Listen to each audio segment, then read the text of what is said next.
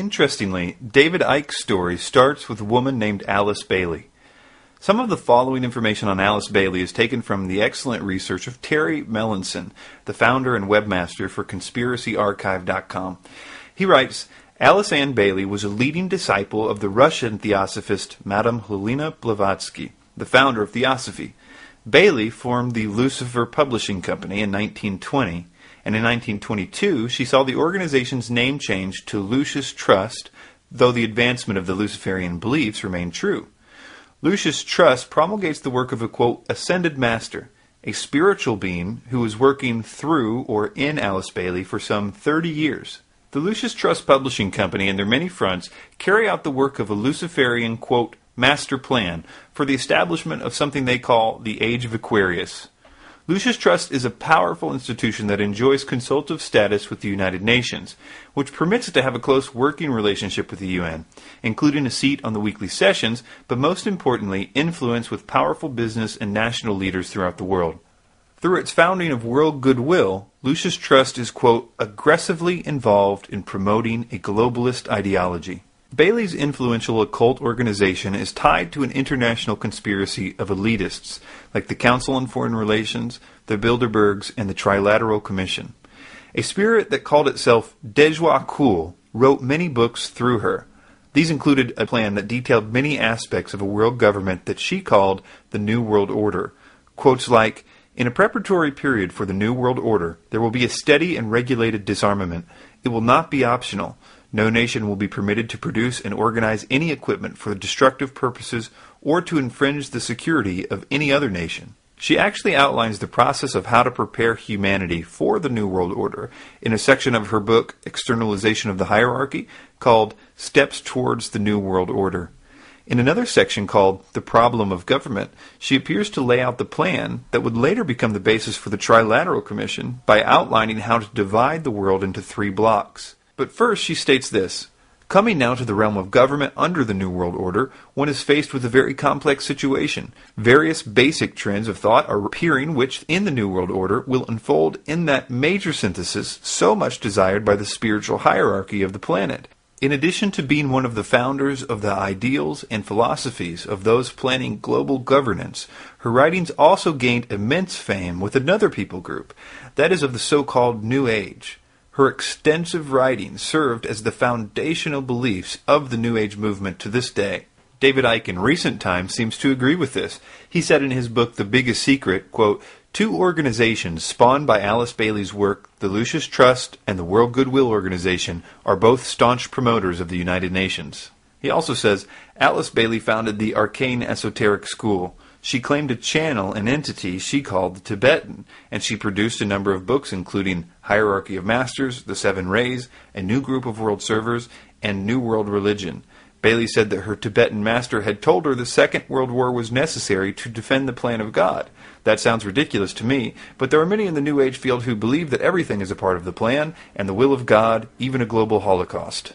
It's impossible to understand why David Icke teaches the things that he teaches these days without first reading 2 of his now out-of-print books. His first book, Truth Vibrations, which he still mentions on his website, but says that they're out of stock, and his next book, Love Changes Everything, which he doesn't even have listed on his website at all. Before we get into the details of this very important material, you should know a little of the history of each book. Truth Vibrations was published in 1991, and Icke will refer to it from time to time. And although he admits his views have changed slightly, he still agrees with much that is in the book. Then there's his next book, Love Changes Everything. And unlike Truth Vibrations, Love Changes Everything was written after his Kundalini spiritual awakening in Peru, where Icke says that his mind was blown. And because of this, Icke says he doesn't like that book at all. He says, quote, I don't like that book because it was written at the most extreme time of my transformation, when I wasn't sure what planet I was on, never mind what my name was. The problem with trying to distance himself with these books is, as we will see, it's obvious that he still believes their main points. We will see countless examples of this in his recent talks and his recent books. And once you see the details of his early beliefs, it will become very clear that they are the same beliefs that are behind Alice Bailey and the New World Order. The first clue that there was a connection between Icke and Alice Bailey came only a few pages into Love Changes Everything, where Icke says, Since the publication of the Truth Vibrations, I have learned so much more as I have communicated almost daily with Rakorsky, the one known as Lord of all creation, who is directly responsible for the changes the earth will undergo. I also communicate often with the one we know as Jesus, the Spirit of the earth, and many others. Now, keep in mind that this Rakorsky is the same spirit that dictated much of his first book, The Truth Vibrations, back when the I first appeared. He says on page 21 of The Truth Vibrations, quote, "Soon after this, the I appeared. One evening I was lying on my bed in a hotel room when I closed my eyes, and there, forming out of the darkness, was the shape of an eye. It was there for a split second at first before dispersing, but gradually it became permanent." Listen to Icke in this early interview when he talks about these entities. And one great example of the way this works I came across, which the beings, which we call the guys, told us about. You call them the guys? The guys, yeah. It's not but the beings like Tarot, Rakorsky, and that's right. Yeah. Now he was Jesus' father, Rakorsky. That's right. And Merlin as well. Part of him was, that's right. The aspects. Now, although there's a lot to talk about from that clip, the thing that I want to focus in on is the being's name, Rakorsky. In Theosophy, Rakorsky is one of the ascended masters. These are the beings that are supposedly so evolved that they have transcended the physical realm, and now they are helping humanity pass through a coming age of enlightenment. Rakorsky was a particular ascended master that Alice Bailey wrote extensively about.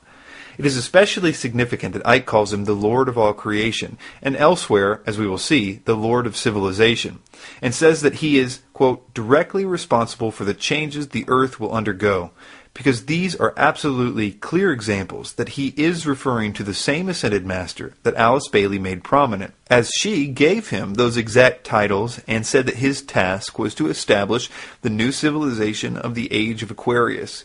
She also connected him with the so-called seventh ray, which will become incredibly significant as the story unfolds. It was only later, while reading the Truth Vibrations, did I find that he actually confirmed my suspicion that he was in fact talking about Bailey's ascended masters. In a section where he was talking about the different messages he received, he said, "Some of the communications came directly from the consciousness which has the awesome responsibility for easing in and guiding the new age of Aquarius, the Lord of civilization and the Lord of the seventh ray, one of the energies we will soon be receiving at a much increased power." He continues, "The universe is governed and guided by a massive hierarchy, and the person or consciousnesses are selected purely by a soul's stage of evolution. There are beings that guide the cosmic, galactic, solar, and planetary systems, planets, countries, and regions. Each one of these systems is broken down into further levels of organization. At the head of our solar system is the solar logos, working with the lords of the rays who control the energies that affect consciousness and spiritual development of life forms. These have become known as the Ascended Masters, and they are supported by other Ascended Masters behind the scenes, as it were." One of the best ways to demonstrate that David still holds these theosophical views today is with David's view of the so-called solar logos. As we just read, David believed that there was a literal sun god called the solar logos, and that the solar logos was going to be the entity that would send the energy to raise our consciousnesses and to make us, well, godlike. In another place, Icke says that Rakorsky told him that, quote, "The solar logos is the spirit of the sun, who guides the solar system and sends certain energies to the planet and the stars." He also goes on to say that the solar logos can reach a, quote, "immensely high level of understanding, and that he or she can then evolve to be the Lord over several suns." When Icke said earlier, at the head of our solar system is the solar logos, working with the lords of the rays, who control the energies that affect consciousness and spiritual development of all life forms, he's talking about how in Theosophy, it is the solar logos that is going to send the rays that are supposed to raise the consciousness of the earth. Alice Bailey's idea was that these 7 rays would be generated from the galactic logos, whom she often referred to as the one about whom naught may be said. These special rays would then be filtered through the sun god and then come to the earth to change us and the spirit of the earth, or Gaia. David very much believed in the 7-ray theory of Alice Bailey. In fact, in both of his early books, he not only gives lists for each ray and their characteristics, but he gives the exact characteristics for each one that Alice Bailey wrote. I will show you Alice Bailey's 7-ray chart on the screen, and I will read from David's book, Truth Vibrations. David begins, "These rays are 1. Pure will and power. Ray 2. Love and wisdom. Ray 3. Intelligence. Ray 4. Harmony through conflict. Ray 5. Concrete mind and science. Ray 6. Love and devotion. Ray 7. Law and order and ceremonial magic. The Rikorsky ray." That last part is a dead giveaway because if you notice that Alice Bailey associated each ray to an ascended master, you'll notice that next to the last ray, the one Icke calls the Rikorsky ray, is named Saint Germain. And that is what Bailey, and even Icke, would sometimes call Rikorsky. Bailey would also refer to him as Master R. One way to demonstrate how devoted Icke was to this idea of the 7 rays is to point out that during this time, he would only wear the colors turquoise and light purple because certain colors were attributed to the different rays, and he believed it would attract more good vibrations to himself. Yes, ma'am. I'd like to ask Dave, is there anything special about that suit that he has on? He wore that on the Terry Wogan show as well. The colour turquoise, yes, you can answer that, David. Well, this light, which the Bible talks of, this energy, this life force that is sent out from the Godhead and all around creation, and it's this life force around the planet that's been disrupted, has sub-frequencies within it. And each of those has a vibration, a frequency of a colour. And turquoise is the colour of an energy within that light known as love and wisdom. And if you wear the colour that is on the same frequency, then you attract it and absorb it much more efficiently. And in case you think that he outgrew that, he posted on his website 11 years later a story defending his wearing turquoise back then. He would later modify his beliefs slightly. He said recently, "Turquoise is an important color, but you don't have to wear it all the time." In more recent times, he confirms this belief in the rays that will cause an evolutionary shift. In his 8th book, "And the Truth Shall Set You Free," he says, "Cosmic rays of unprecedented power are being detected. These are the energies that are changing life on this planet. These cycles are fundamental, I believe, to the spiritual transformation and the multidimensional shifts which the planet and humanity are experiencing." Now let's get into why any of this matters to you, a truth seeker. Let me first quote Icke from his book Robots Rebellion. He says, "The sun is far more than a massive ball of fire generating warmth. It is another substation for source energies. The ancients knew this, or at least their most highly evolved members did, and this is one explanation for the origin of the sun god and sun worship. The more enlightened members of their number were not worshipping a ball of fire in the sky, they were acknowledging the solar logos, through which the knowledge and wisdom of the source reaches the planet." He continues, "Just as the sun is the mind that guides the solar system, the galactic mind guides the galaxy, and the universal mind guides the universe." Notice how he capitalizes these words like source and galactic mind. He's referring to the galactic logos from Alice Bailey, the one that she called the one about whom naught may be said. Notice how he talks about the worship of the sun in very good terms. That is, as long as you know what you're doing, and know the esoteric truth about the sun, that it's actually the solar logos. After all, he says, these secret societies were just acknowledging the solar logos, through which the knowledge and wisdom of the source reaches the planet. It's a very good thing, he says, to venerate the sun, as long as you know what you're doing. We see him doing this exact same thing today. The only difference is that he doesn't use the word solar logos anymore. And as you watch these clips, notice the words he uses to describe the true worship of the sun. If you know David Icke, you know that he's using the best words in his vocabulary to present it in a good way. Words like vibrational. And one of the things that's come through history is the moon and sun religion.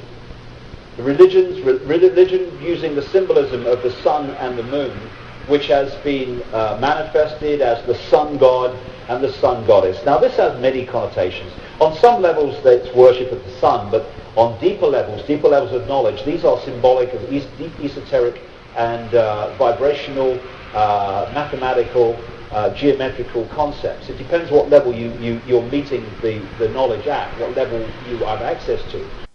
Terry Melanson, founder of ConspiracyArchive.com, said the following about the Lucius Trust logo. Quote, "The Lucius Trust logo features this streaming blue light. The the New Age symbol invented by Foster Bailey, Alice Bailey's 32nd degree Freemason husband, has a plethora of symbolic imagery. The symbol, according to Lucius Trust, is, quote, set in a limitless field of blue, which signifies the sphere of life expression of our solar logos. Superimposed upon the triangle of New Age forces is the 5-pointed star. In her book Rays and Initiations, Alice Bailey reveals that the solar logos is Lucifer himself. Now listen to Icke describe how the sun's rays are going to be the thing that causes the spiritual evolutions that he always says are coming. And listen carefully as he tries to work in the black hole in the center of the galaxy as being the source of this life-changing energy. And this is important because, as we will see, he has no scientific reason for saying that the black hole is going to send out any energy to the sun, but I think he does have a religious belief that Bailey's 7 rays will come from the galactic logos and are then sent to the solar logos to transform humanity and the Earth. And my feeling about this awakening is that this is very, very much involved. I've got a lot more to do on this, to say the least, but I'm sure that the sun is far more than a source of heat. It is a place or an opening, a gateway, where great energetic change and code changes come into the solar system, same with others all around what we call the universe. And I feel that at the elite level, not among the general population, one of the focuses on the sun, or the reasons for the obsession with the sun, is the knowledge of this, right going back to the ancient world. I also feel that the black holes and stuff are also ways that these energetic codes come in and out of this reality.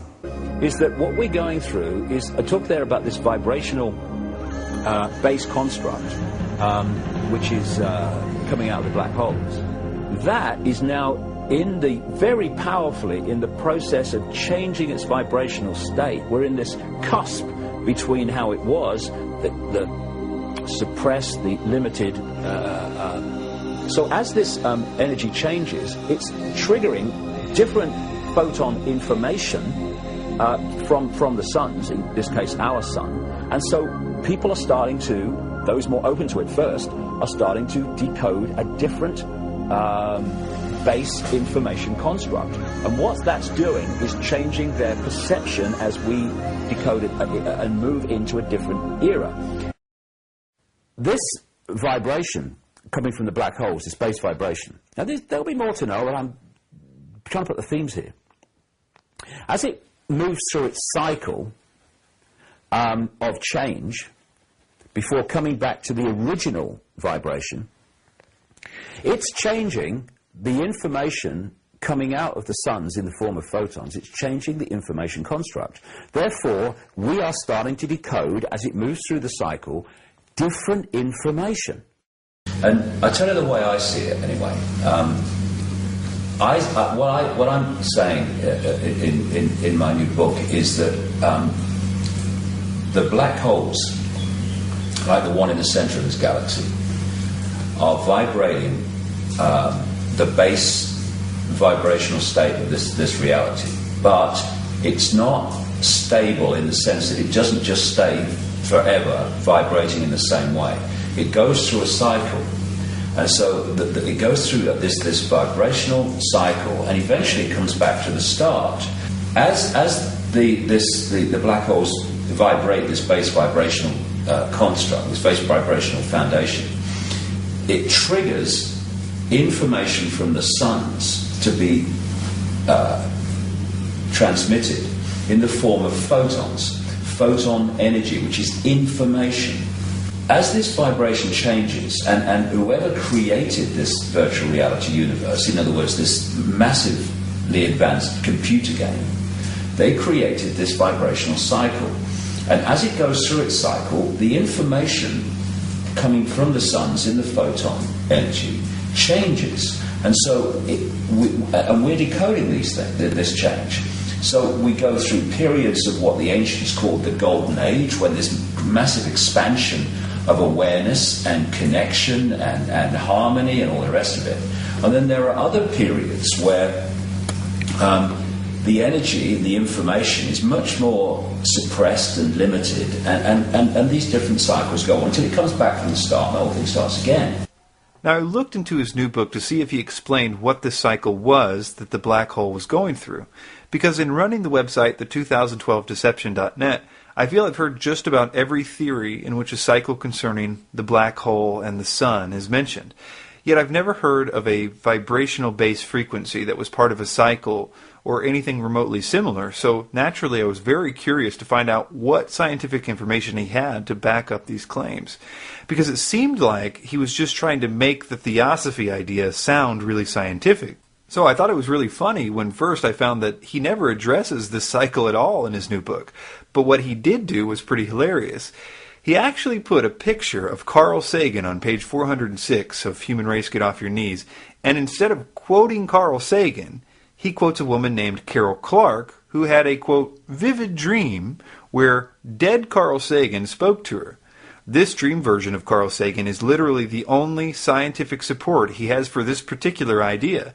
It simply says on page 407, quote, black holes resonate the frequency, and the different frequencies trigger different levels of information awareness to be emitted by the sun in the form of photons. So this dream version of Carl Sagan is the only evidence that Icke offers us to believe in this incredibly important theosophical idea about the sun god sending rays from the galactic god to change humanity.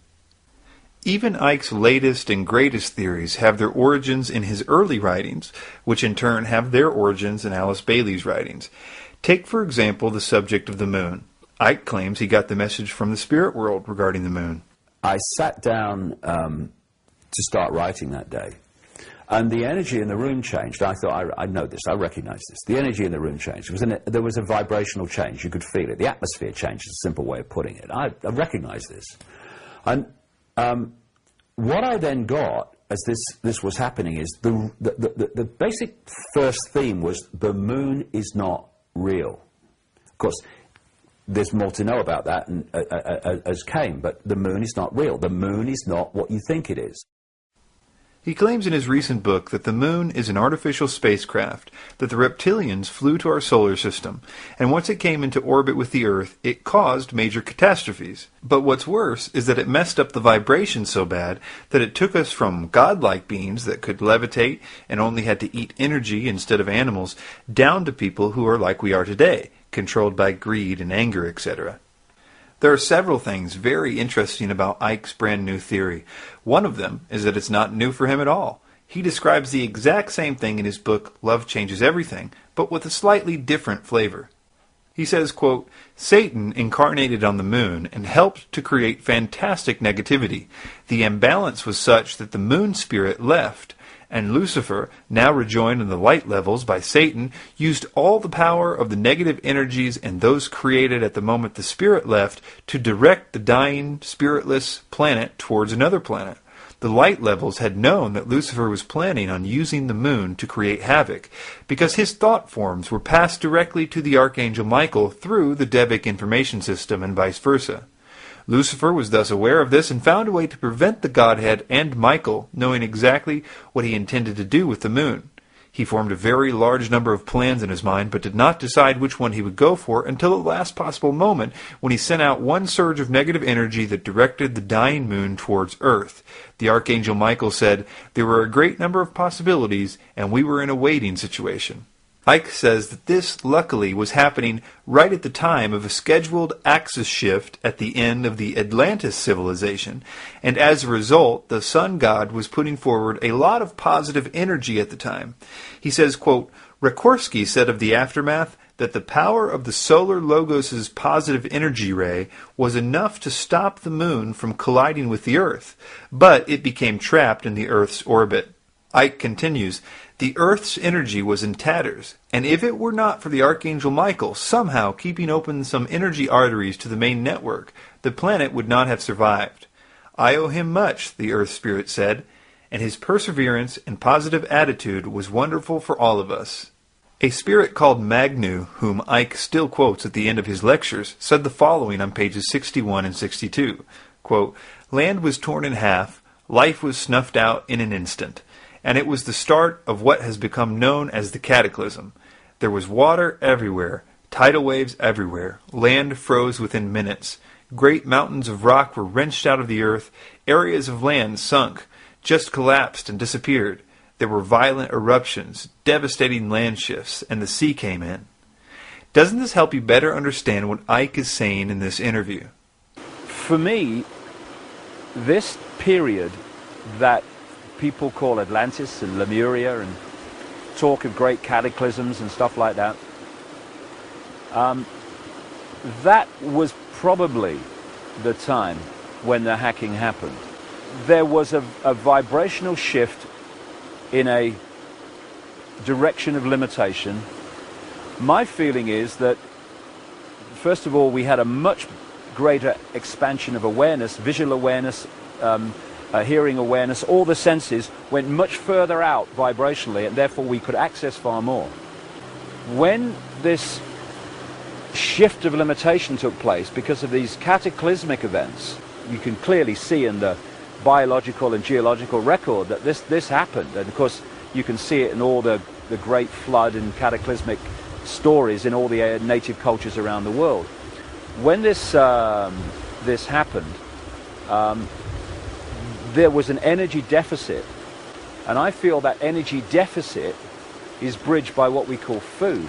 You've got lions and all these different animals all over the world, right down to the insects level of life, that basically every day is a killing field just to survive, because they are taking in energy in a solidified form, that energy deficit, because of the energetic shift that took place. That's brilliant.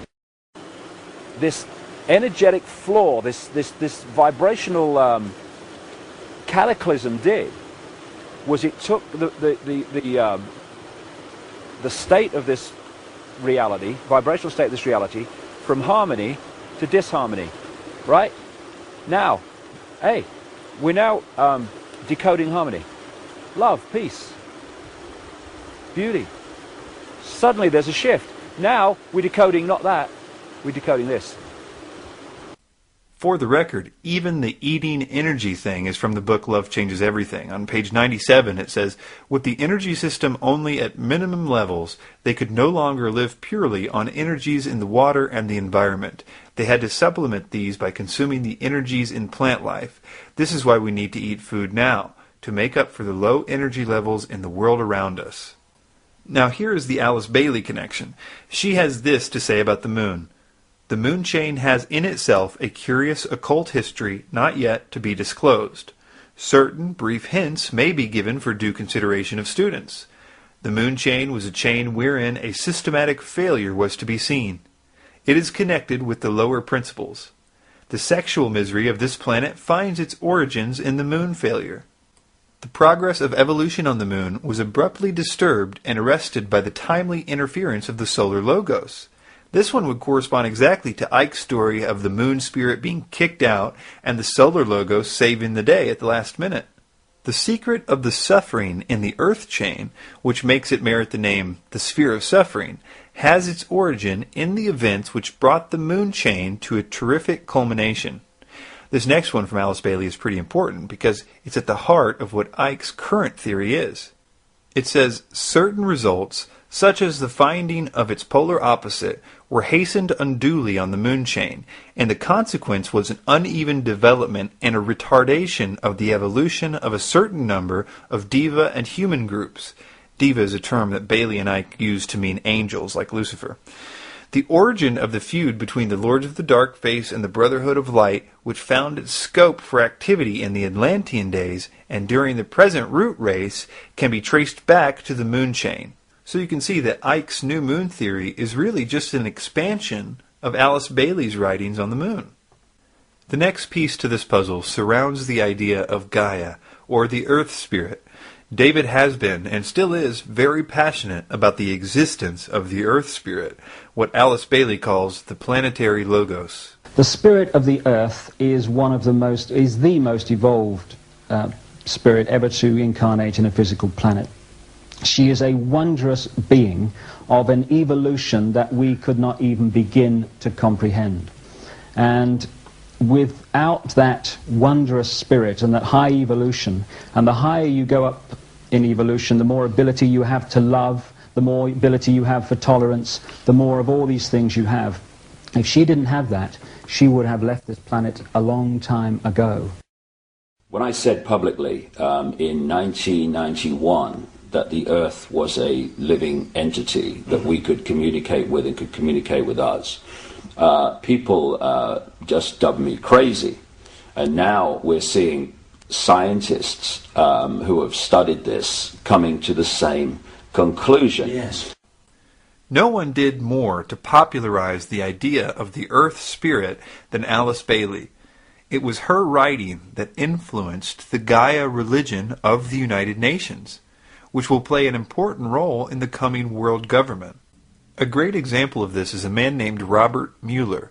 Robert Mueller was the author of the World Core Curriculum. He is widely recognized as the father of global education. For 30 years, he was Deputy Secretary General of the United Nations. He was the Chancellor of the United Nations University. His ideas about world government, world peace, and spirituality led to the increased representation of religions in the United Nations, especially the New Age movement. He became known as the philosopher of the UN. He's the founder of Robert Mueller Schools, and the preface of the Robert Mueller School World Core Curriculum Manual, November 1986, says, "The underlying philosophy upon which the Robert Mueller School is based will be found in the teachings set forth in the books of Alice A. Bailey by the Tibetan teacher Dejwa Kul." Robert Mueller told an audience in Costa Rica, "We hear now of the Gaia hypothesis, of the interdependence of all inert and living matter, that we are part and parcel of a living planetary organism." Maurice Strong is another Gaia supporter. He was the founder and Secretary General of the United Nations Environment Program and Secretary Advisor to Kofi Annan. He was the founder of the Earth Council and the Earth Charter Initiative and former President of the United Nations University of Peace. He is the author of most of the key United Nations environmental policies and plans, including Agenda 21, the Earth Charter, the Kyoto Protocol, and the United Nations Report on Global Governance. He also founded the Manitou Institute, where various groups perform rituals to heal Gaia. This list can also include people like Al Gore and Ted Turner. So I'm saying that there's a connection between Alice Bailey and the idea of Gaia, or the Earth Spirit, and the New World Order agenda. And to understand it, we should listen to a quote from David Icke about what the Earth Spirit does when people aren't ready to evolve. It says, quote, "This is how the split in Atlantis occurred, and as it did so, the energy system and the roof of light became less powerful. The Earth Spirit decided, with guidance from Rikorsky and the Godhead, that rather than see such a wonderful people continue to fall down the frequencies, she would create the physical changes that would end Atlantis. Those who were still balanced enough to listen to guidance from the light levels would be led to places of safety during the changes. They would later return to restore the roof of light and to take care of the planet still further to even higher frequencies than she had yet reached. You can see that the Earth Spirit did not make this decision out of anger or resentment. Her motivation was love, just as it is today. Had she done nothing, these beings who had worked so hard to evolve up the frequencies would have continued to fall back again. But when she told the Atlanteans her decision through thought communication, most of them didn't like it. This inability to understand the situation confirmed that the time was right to act. Although, according to Icke, this was cut short because of the moon being thrust into the Earth's atmosphere, this would not be the first time that Gaia had tried to commit an evolution-specific genocide, according to Icke.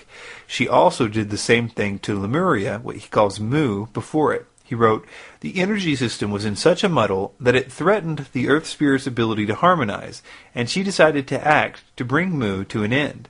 If there comes a point when it's necessary to take action to maintain balance for everyone's benefit and check the imbalances that are harming the progress of all in her care, then it is her duty to act. Sometimes this can mean enormous changes that have to take place, but it's always done out of love and necessity, not malice." And according to Icke, the Earth Spirit then proceeded to kill everyone. And he still believes we are in danger because the Earth's consciousness is too low. The only difference now is that the idea of the Illuminati has been incorporated as the ones making it happen. So, of course, the planet itself is a living, thinking, emotional entity. and we are interacting with that energy field. And one of the things the Illuminati have set out to do and are trying ever more to do in the period we're experiencing now is to bring the vibrational state of the Earth's field, the Earth's consciousness, to as low a point as they can. It's also important to understand that Icke's belief in Lemuria or Mu and Atlantis are derived entirely from theosophy, and he still very much believes in these today.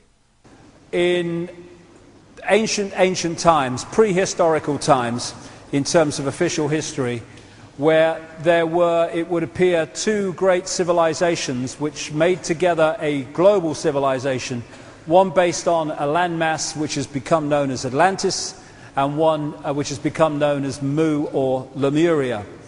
And these were advanced, very advanced civilizations with, in many ways, knowledge beyond what is available in the public arena today. And they went to great technological lengths, great understandings, for instance, in how you can create a magnetic field which then makes vast stones basically weightless, and you can push them along and maneuver them around. Great technological advancement, at least among the elite. Now, there's not a shred of evidence outside the Plato account about Atlantis. And the idea of Lemuria, well, the main evidence for that is because Helena Blavatsky, the founder of Theosophy, simply said so. The idea of the sunken continent of Lemuria that Blavatsky describes has been proven an impossibility after the discovery of plate tectonics, which has led modern theosophists to concede that if Lemuria existed, maybe it was simply an era in time instead of an actual continent in light of this new evidence. Hitler and the Nazis also really liked theosophy. Hitler was said to have kept a copy of the secret doctrine by Helena Blavatsky by his bedside. The swastika of the Nazis was used because of its use by Blavatsky as her symbol for theosophy. The genocide that Hitler imposed was rooted in the theosophical view of the tall, blonde-haired, blue-eyed root races from Atlantis. And actually, Icke believed this too. He says on page 46 of Love Changes Everything that the inhabitants of Atlantis were an average height of 6'5", blonde-haired, and skin that glowed white. Icke himself remarks about the incredible influence that theosophy had on Hitler in this way. He says, quote, "I'm not saying that Blavatsky was negative, only that Hitler was influenced by her work." A few other similarities is that Hitler also believed in this idea that the moon came into our orbit and thus gave the need to create this new evolution. He also believed, like Icke, that the Earth was hollow, which is funny because in Icke's book The Biggest Secret, when he talks about this, his main evidence for the hollow Earth was simply that the Nazis believed it too, which is really only because they both read Helena Blavatsky, who makes the claim in The Secret Doctrine. Also, Hitler believes that the Atlanteans possessed psychic powers, and that they were destroyed by a flood, just like Icke believes. It is this desire of Icke's to get back to the Atlantis evolution that is at the core of his teachings today. To demonstrate this, listen to Icke in this recent lecture read a message given to him by a spirit in 1990. We find in another place that Icke identified this spirit as Magnu, who he said was from Atlantis. Listen to Icke explain first that Atlantis was destroyed and how the ultimate objective is to attain the powers we once had in Atlantis. In 1990 I experienced this, and it stood the test of time in my experience. My own allegiance with your planet goes back to an Atlantean period when there were many energies being used and information and knowledge being used which were, for particular reasons of safety, withdrawn, shall we say, to prevent complete catastrophe, to prevent total destruction of your planet. As the energies around your planet quicken, this is 1990, so these latent energies, these energies which have been withdrawn, will now be phased back in. They will gradually be awakened. As the consciousness level of your planet raises itself, those of you who are working together to raise your consciousness, you will be able to hold more and more refined vibrations, and the energies themselves contain the knowledge and the information which is beginning to surface again in your consciousness. So many of you will remember the Atlantean times. You will remember that you communicated with, say, dolphins and whales. You understood these sentient creatures. You could levitate. You could manifest things. You could cause spontaneous combustion by not miraculous means at all. Once you know what you're doing, these things follow. It is a matter of order. Now, I'm looking at a time on your planet when these energies, this knowledge is reawakened and reintegrated into your consciousness. At the very least, we should all be warned that this philosophy has had negative consequences at least once before in history, because it's the same thing that Hitler wanted.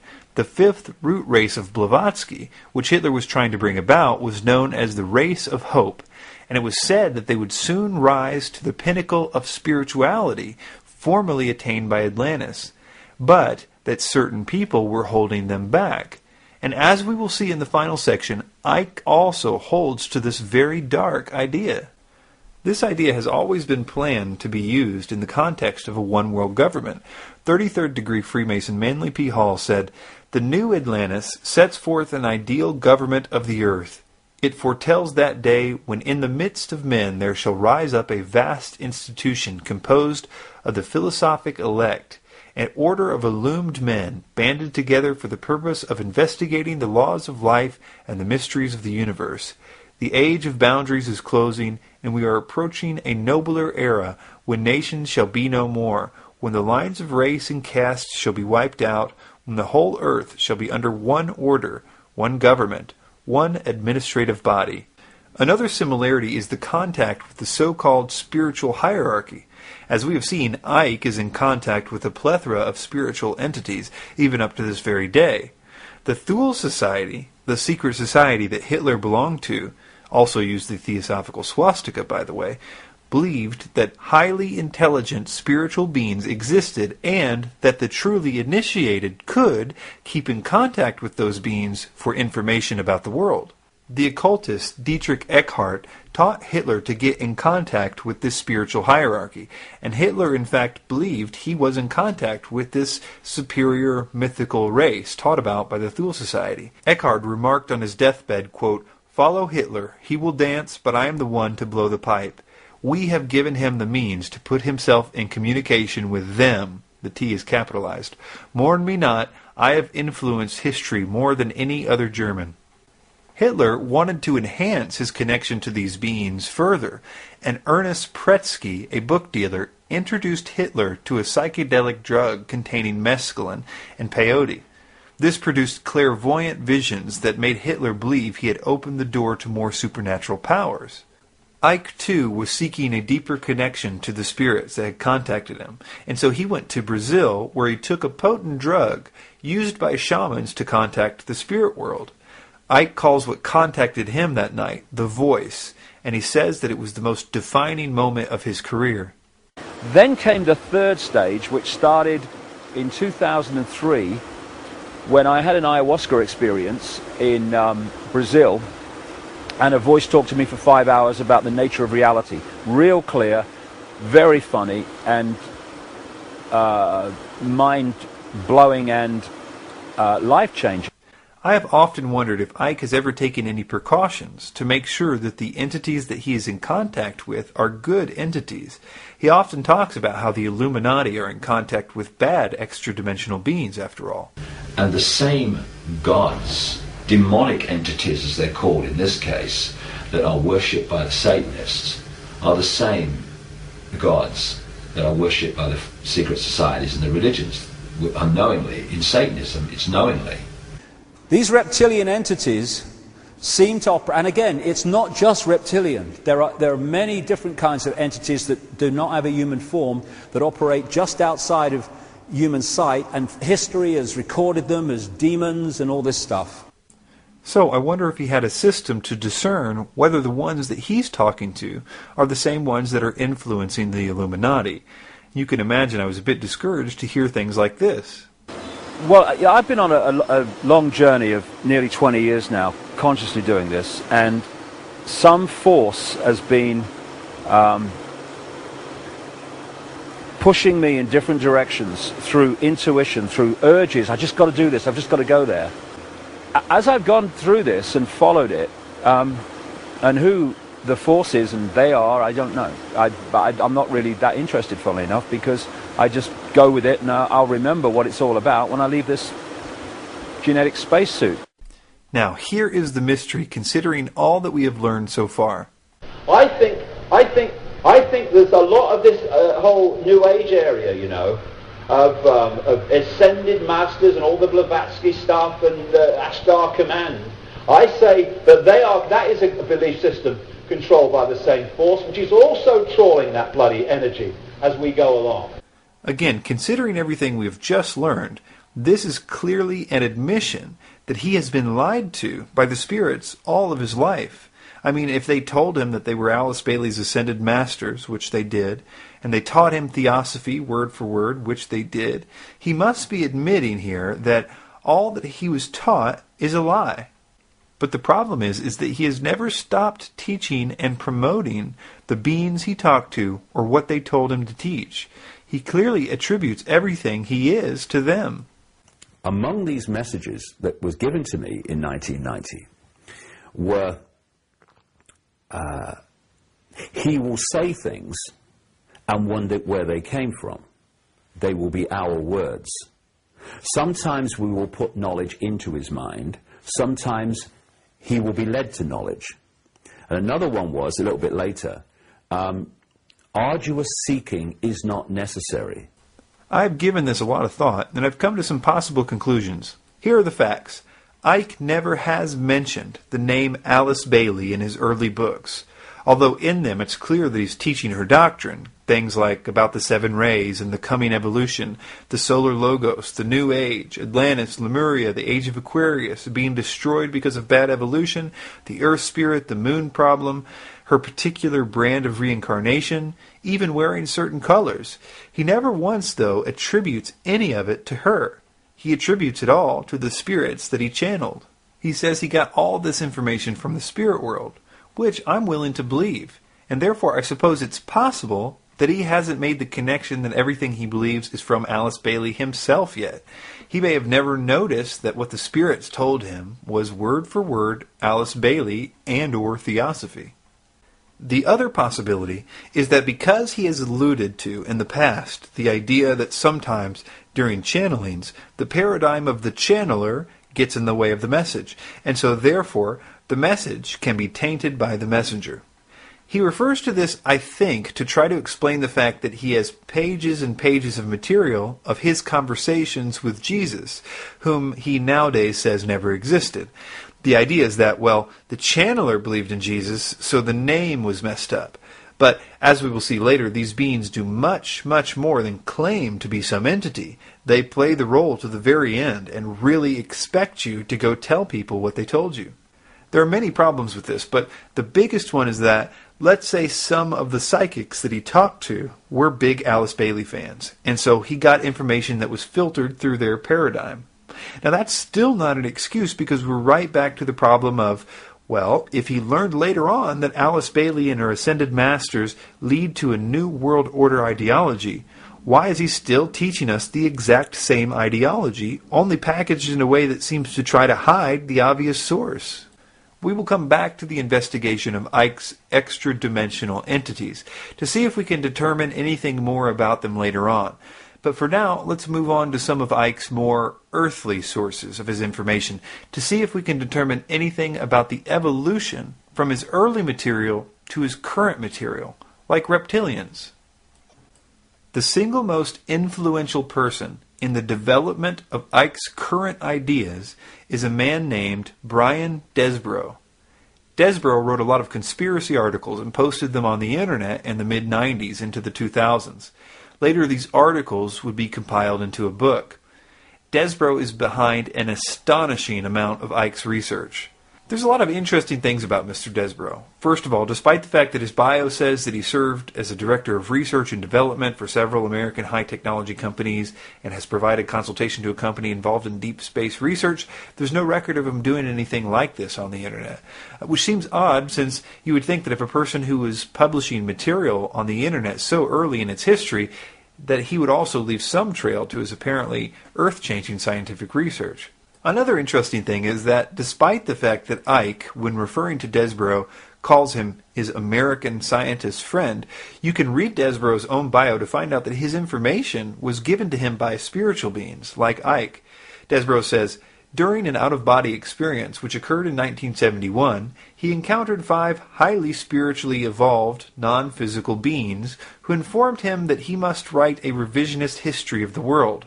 The purpose of the book was to take the readers out of their comfort zones by presenting them with truth regarding such diverse subjects like the true location of Atlantis, the duplicitous acts of the Illuminati, and the fundamentals of free energy technology. It was not until later that the author learned that the non-physical entities that he had encountered were associated with a non-physical directorate who were the overlords of a group of terrestrial mystics known through the centuries as the Quadragon. It is the role of the Quadragon to intercede in the political affairs of the world periodically in an attempt to elevate the level of human spirituality. It's interesting that, like David, Desborough also speaks out very harshly against Alice Bailey and the Ascended Masters in his book.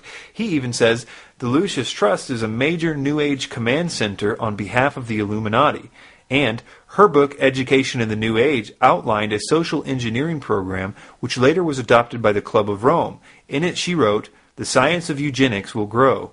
Desborough also writes, Ascended Masters were in actuality merely nicknames she had assigned to the wealthy Masonic patrons of the Theosophical Society, and displayed outrage against phony psychics claiming to channel these non-existent beings. But in an equally amazing feat of doublethink, Desborough believes the exact thing that Alice Bailey believes. That is, that the non-physical directorate, or ascended spiritual beings, are intervening in the political affairs of the world in an attempt to elevate the level of human spirituality, which is arguably the main point to Theosophy, as well as all the stuff about the Aryans, which we will see later. As far as Desborough's scientific background, according to his bio, it seems to be limited to a story he tells where a chance encounter with a pediatrician who had been one of Wilhelm Reich's research associates gave him access to all of his notes, which he says enabled him to acquire a knowledge of weather engineering and orgonautic science. In addition, as luck would have it, a similar thing happened to him, but this time it was with Nikola Tesla's notes. He says he met an old lady at a spiritual healing circle who had asked him if he liked Nikola Tesla. She apparently then told him a story that he writes on his website. It says, quote, one day, continued the lady, Tesla felt a tug on his coat sleeve. Looking down, he saw the landlord's 12-year-old son, who said, Mr. Tesla, will you teach me all that you know? Tesla was so impressed that the boy became one of Tesla's enthusiastic protégés, and later married the lady the author had just met. The lady then provided the author with some of her late husband's research notes on free energy and anti-gravitic technology. In this manner, many doors were opened, thus enabling the author to acquire meaningful data for his 2 books. The strangest part about Desborough's bio, in my opinion, is that he claims to be an expert at deprogramming mind control victims. He claims that he does this in order to get information out of them to help his research into the New World Order. He has written quite a lot about trauma-based mind control, and at that time, very little was known on the internet about it, and it does appear he knows quite a lot about how to program multiples. This will become very interesting as we continue this investigation. So with all that in mind, let's take a look at how David Icke was influenced by Brian Desborough. Icke's book, The Biggest Secret, is the first time that I know of that Icke mentions Desborough in print. He dedicated that particular book to him, and he cites him profusely throughout the book as his source for things like Martians coming to Earth and founding the Aryan race, which the reptilians used to overtake the planet. Brian is also the source for much of the information on the Babylonian world, and things like black people are a result of the Earth being closer to the sun at one point, the Ice Age being an illusion, monoatomic gold, directed energy weapons, UFOs are government craft, crop circles are space beams, David's new view on Jesus, and much more.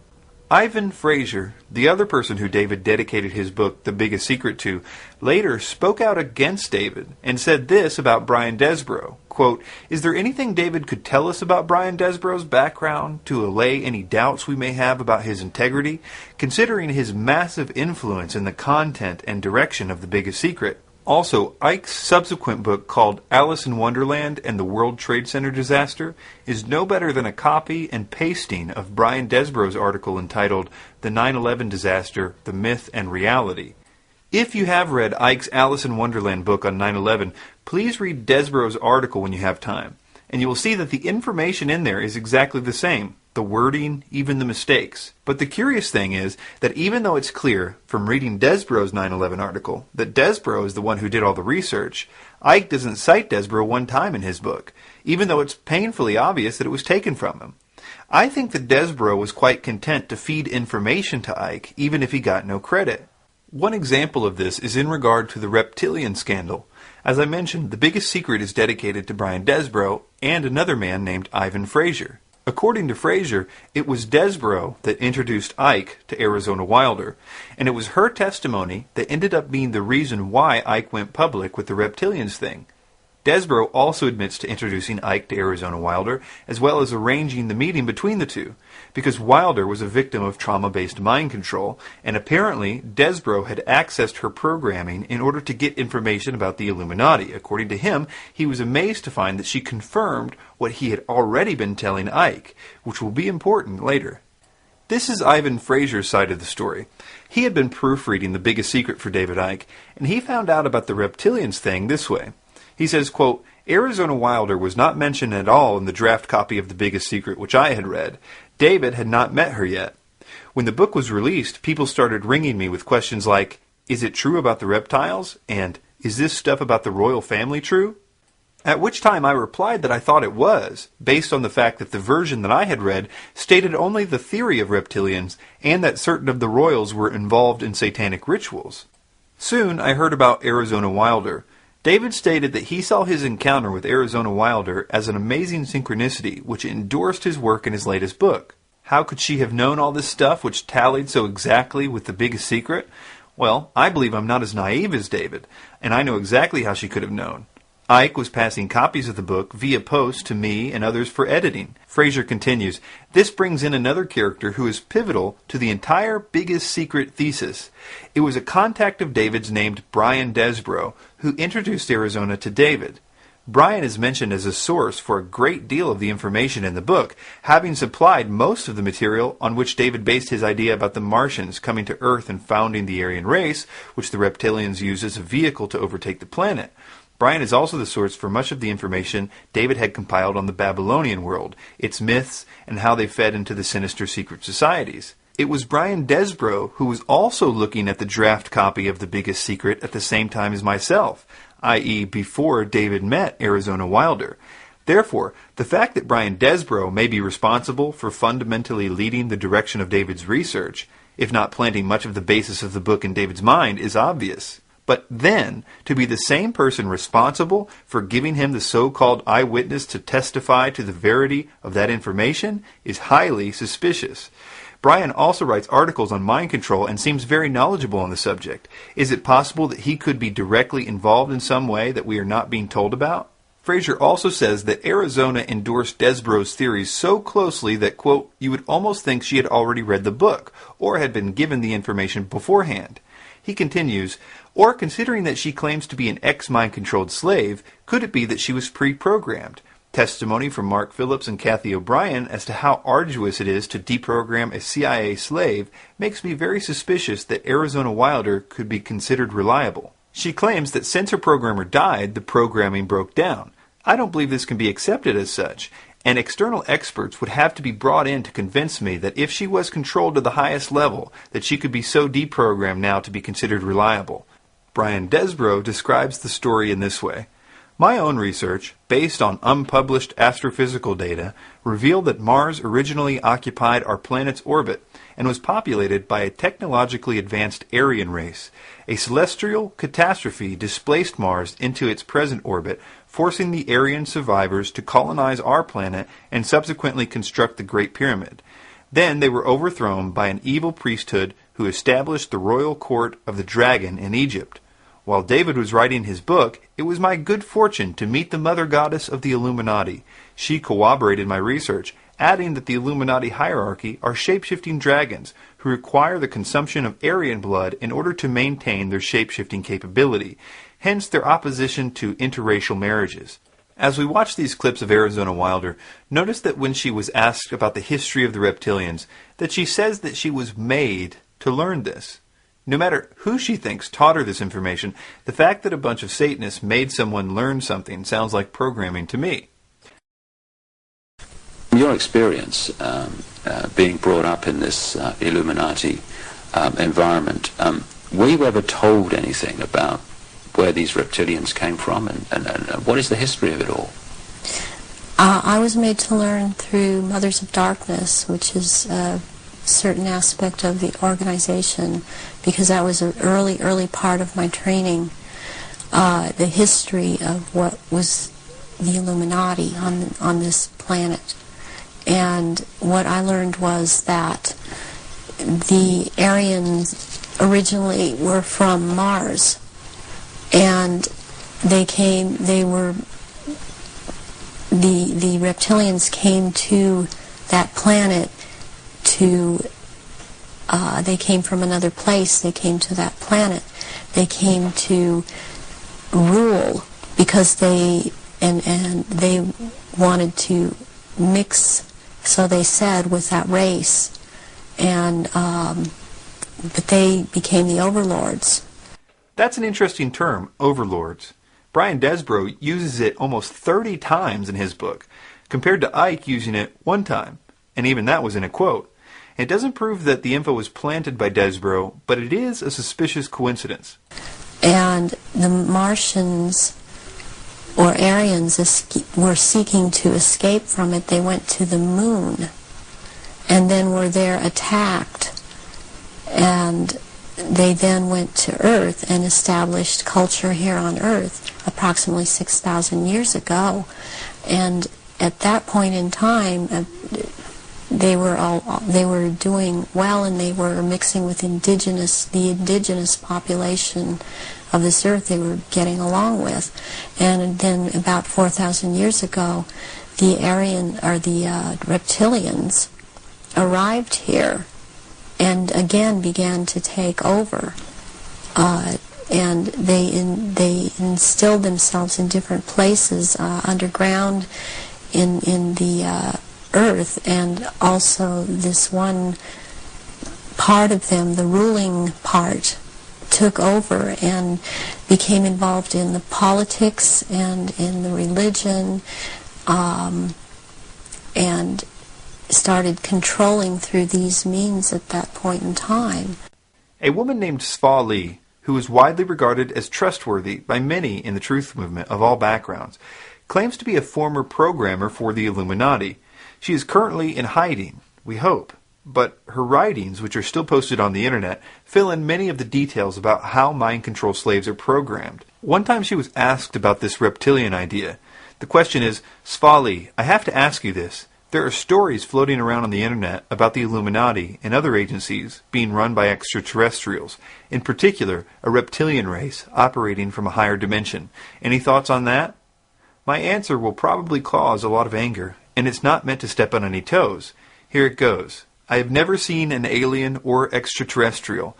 I have seen some programming to make people think they saw aliens as a cover story for programming, if they remembered. None of the head trainers I knew or others on the leadership council believed in aliens, although I never asked them. I personally believe that the reptilian stuff is actually the demonic at work. I have seen shape-shifting and other stuff because of demonic influence. Okay, so some of you here will say, gee, she believes in demons, that's as far out as aliens. Well, this is what the Illuminati certainly believe in. They know there are spiritual realities, and they think that they can control them. Those of a more cynical bent would say that the shape-shifting was a drug-induced hallucination and group hysteria in the context of a ritual setting. I will let each reader decide based on their personal comfort zone, but no, absolutely no reptiles or aliens seen in Washington, D.C. or San Diego, California as of 5 years ago. At least I never saw them. Interesting that Icke seems to validate this idea that spirits can make a person shapeshift. It was a lady who channeled this consciousness back in 1990. And I'll just read what it said because it's so relevant to now with the hindsight of the years that have passed. And if anyone doesn't, believe in shapeshifting, they should have seen this woman's face when she was doing this, because she became someone else. Her face, it was like, whoa, changed to a completely different face. I would say that Arizona Wilder's testimony is worth listening to. It seems to be consistent with high-level satanic rituals. I would suggest one possibility is that she may have been made to learn the reptilian story, as Spaulding suggested, so that if her programming did ever begin to break down, she would tell people that it was reptilians instead of satanic rituals. Something that a lot of people miss about her testimony is that the entire purpose for the ritual she did was to summon what she calls demons, or old ones, so that they could give more information about how the New World Order should be set up to the top-level people. It's clear that she believes it's the demons, not reptilians, that are behind the planning for the New World Order. They materialize from out of another dimension and are present at rituals, and they are so powerful, and their presence is such an evilness about them, and they want out of this other dimension, and they have to be called out by someone who has that power, and the reptilians don't have this power. That's very important, that they don't have this power. So during a ritual, these old ones are called out,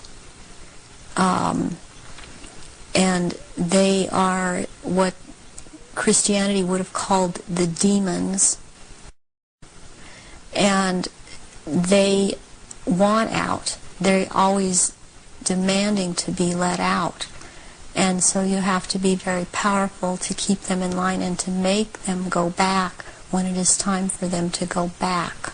Why do the reptilians want to manifest these quote demons at the rituals?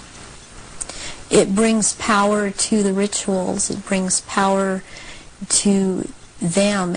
They are told things by these entities, and they are encouraged to go on with what they're doing, and knowledge is imparted to them through these entities. If this is the case, why is there no attempt to see what we can learn about them? Why all this focus on reptilians and Mars and Aryans? By her own admission, they aren't calling the shots. The spirits behind them are. I want to mention a few more things about the reptilian issue before moving on. She states that the reptilians change back to reptilians when asleep. Considering how many of them were educated in schools, where they also lived amongst hundreds of others in dorms, and many of them are in the armed forces, you would think that someone would have noticed this happening by now. Hey buddy, you don't look so good when you fall asleep. She states that the royal reptilians can't stay in human form at the scent of blood, and transform and go crazy, ripping into their victims. And in all those years, nobody has ever noticed this when they cut themselves, been around blood, menstruating women, etc.? Considering they are so public, there is no way that they have never been in the vicinity of blood. The other testimony that Icke uses to confirm the reptilian issue is that of Credo Mutwa. This is what Ivan Fraser said about Mutwa. Quote, soon after this, the Arizona Wilder interview, David re-emerged from a trip to Africa, announcing a new video called The Reptilian Agenda, which is an interview with a Zulu shaman called Credo Mutwa, who is confirming the evidence of shape-shifting reptilians. Credo recounts various ancient Zulu myths about the reptilian race which manipulates mankind, which are taken literally by himself and Icke, and seen as a remarkable confirmation of the reptile-human race theory, although Credo's version is that the race actually originated on Earth, left it, and returned. Furthermore, the central reptile-Aryan race thesis is fundamentally challenged by Mutwa's assertion that the black leaders of his country and their bloodlines are from the reptilian race also. Mutwa also speaks about personal encounters with gray aliens, which he states are servants of the reptilians. Mutwa elsewhere, rather contradictorily, states that the grays are actually the reptilians with an artificial skin. This contradiction is not challenged by Icke. I also agree with Fraser when he says that both Mutwa and Arizona Wilder may be consciously very genuine in recounting their experiences according to their memories, but I believe we need to be extremely careful before buying into what amounts to circumstantial stories with no proof. Also, I want to address this idea that's circulating on YouTube and other video sites, that people's pupils change and you can tell that they are reptilians this way. This is an effect caused by uploading a video with bad resolution. The same effect is happening with other elements in the picture, but you only notice it on the eyes because the eyes are very detailed things, and when the pixels cut out on them, it's more noticeable than it is with the other elements in the picture. Even Icke doesn't believe this stuff. All over the internet, people started talking about this now, and these pictures are circulating. This might be probably is just a trick of the light, but it's very symbolic of what we're looking at. Desborough gave Icke another view that became very important to Icke's teaching. He gave him his current view on Jesus. Most of you might not know, but Icke's view about Jesus changes dramatically from book to book. For instance, the early Icke is very confident that Jesus existed, only that the Bible didn't include parts of his story that it should have. There is a thin line of truth in the Bible, certainly. And many of the things that the being Jesus, who certainly did exist, and certainly did die in that way, says are accurate reflections of what he said, but they are taken out of context and misinterpreted. One interesting way to demonstrate that his views changed dramatically about this from book to book is by first quoting this passage from Truth Vibrations. He says, quote, "My own feeling and what I have channeled and seen leads me to believe that Jesus survived the crucifixion. I had a very strong vision of Jesus on the cross. During that vision, I was with Jesus, experiencing what he felt. He experienced great pain in his hands and wrists, and he was utterly exhausted. I then saw a pole being raised with a cloth, which was offered to his mouth. From this he took a drink. Soon after this he appeared to lose consciousness. When he awoke, he was lying with people all around him, attending to his wounds. They were all in white, I remember. It was clear that Jesus was in a state of shock. He whispered, 'I live, I live,' as though he had expected to leave the physical body. I had other visions and channeling, which together gave me this overall picture of what actually happened 2,000 years ago." Now listen to his version of the crucifixion in his next book, Love Changes Everything. When the channeling, crucifixion, had finished, one of the followers asked if Jesus could be taken down, and his request was granted. He was still alive at this point, but the swift movement of the sword removed him from the physical level. Only Jesus knew for certain he would die. So, in this version, Jesus did die, which is obviously a massive contradiction from the previous book with no explanation of the discrepancy. Keep in mind, in that book, Jesus personally talks to David on a regular basis. For instance, Jesus is quoted as saying things like, quote, "I was so determined, David, so determined to ensure that the truth could not disappear because one man was nailed to some wood, and I knew the effect it would have on Lucifer Satan if the energies were powerful enough." Icke always tries to downplay his famous claim to be the Son of God. He always said he was simply claiming to be a Son of God, not the Son of God. But the problem is that he really did claim that he personally was the one spoken of in the Bible that was going to return.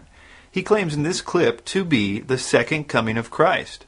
Do you think if Jesus were alive today and you'd been alive then, he would be writing books and doing promo tours and appearing on television programs and so forth? Would he be promoting it in the same way that you are now? Tell you the funny thing, Nicky, you know, the Bible actually predicts the coming of the Son of Man, the coming of the Son of God, at this time of great change. What, right now? Yeah. Well, at this time of great change. The Bible predicts you in a way. Yeah, exactly. It calls the being the Son of Man. Where is that? So people. That is in the book of Revelations towards the end. Right. And it's also earlier on in some of the Gospels too.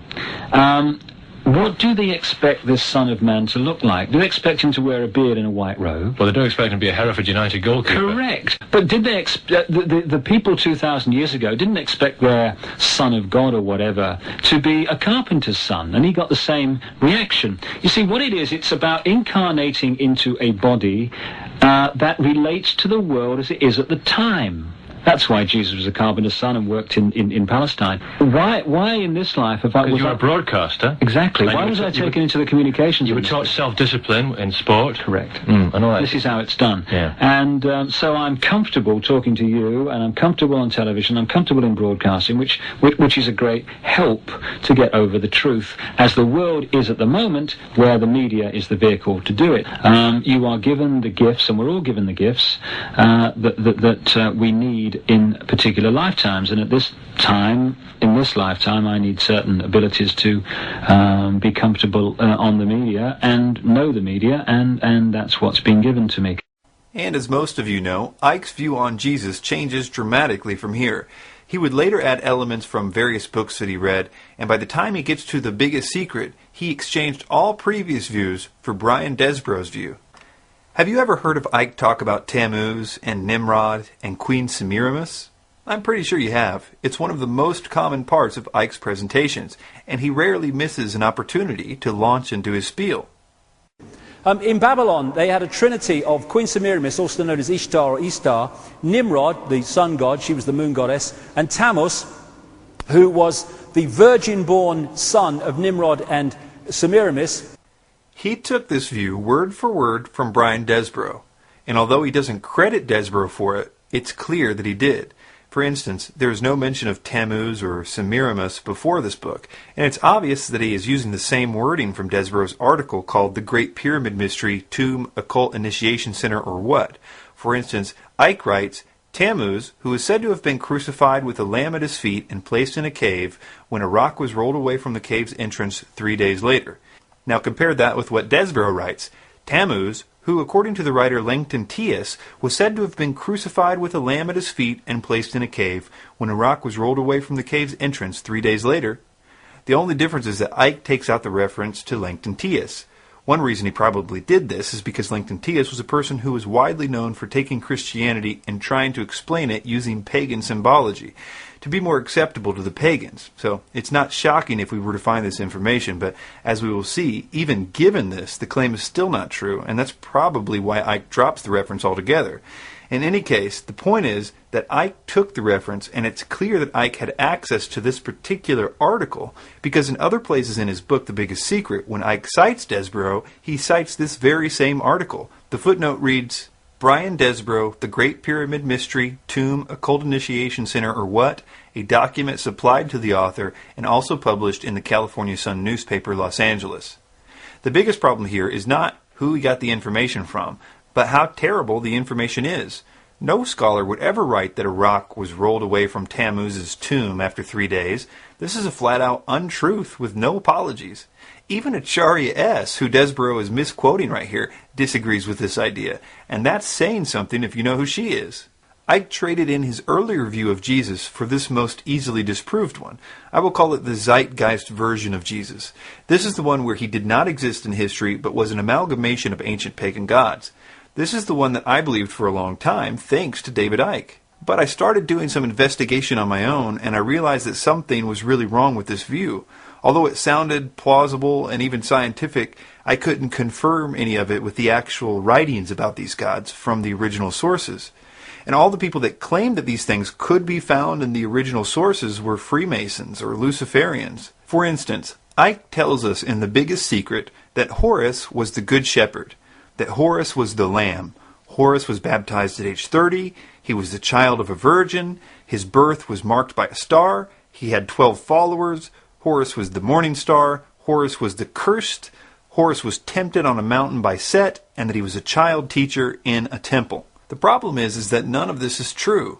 If you read every single thing you can find that the Egyptians wrote about Horus, you won't find any of this stuff. It's a flat-out lie. And guess who Icke cites for his claims like this? Albert Churchward, a high-level Freemason. And not only that, but someone who lacks any expertise in this field. I think one reviewer of his book on Amazon said it best about Albert Churchward in regard to his scholarship, quote, "This book is not recommended for those expecting a scientific approach. The absence of any description of the author's academic background explains it all." I've had a website up called ZeitgeistChallenge.com since the film Zeitgeist came out, and it offers $1,000 cash to anyone who can simply show where in the ancient texts these things can be found. I've yet to have one serious submission to this challenge since the website was put up. I have had a lot of people confident that they could answer the challenge until they started to look for the actual writings themselves, which is why I put the site up in the first place, to get people to come to the same conclusions that I did on my own. This is a Freemasonic lie. Yes, I know that the movie gives a long list of their sources, but if you inspect those sources, you will find that they do not even attempt to cite actual original texts, but instead cite recent authors who themselves do not cite sources. If this idea that I'm suggesting makes you mad and you think that I'm kidding, please watch the films Zeitgeist Refuted, Final Cut, or Zeitgeist Part 1 Exposed, the film. In the footnotes you'll find both of them, and they're both by two separate filmmakers, and they do a great job of showing how easily this idea is refuted. In fact, of all the various versions of Jesus that Icke has had, this current view is the most easily refuted.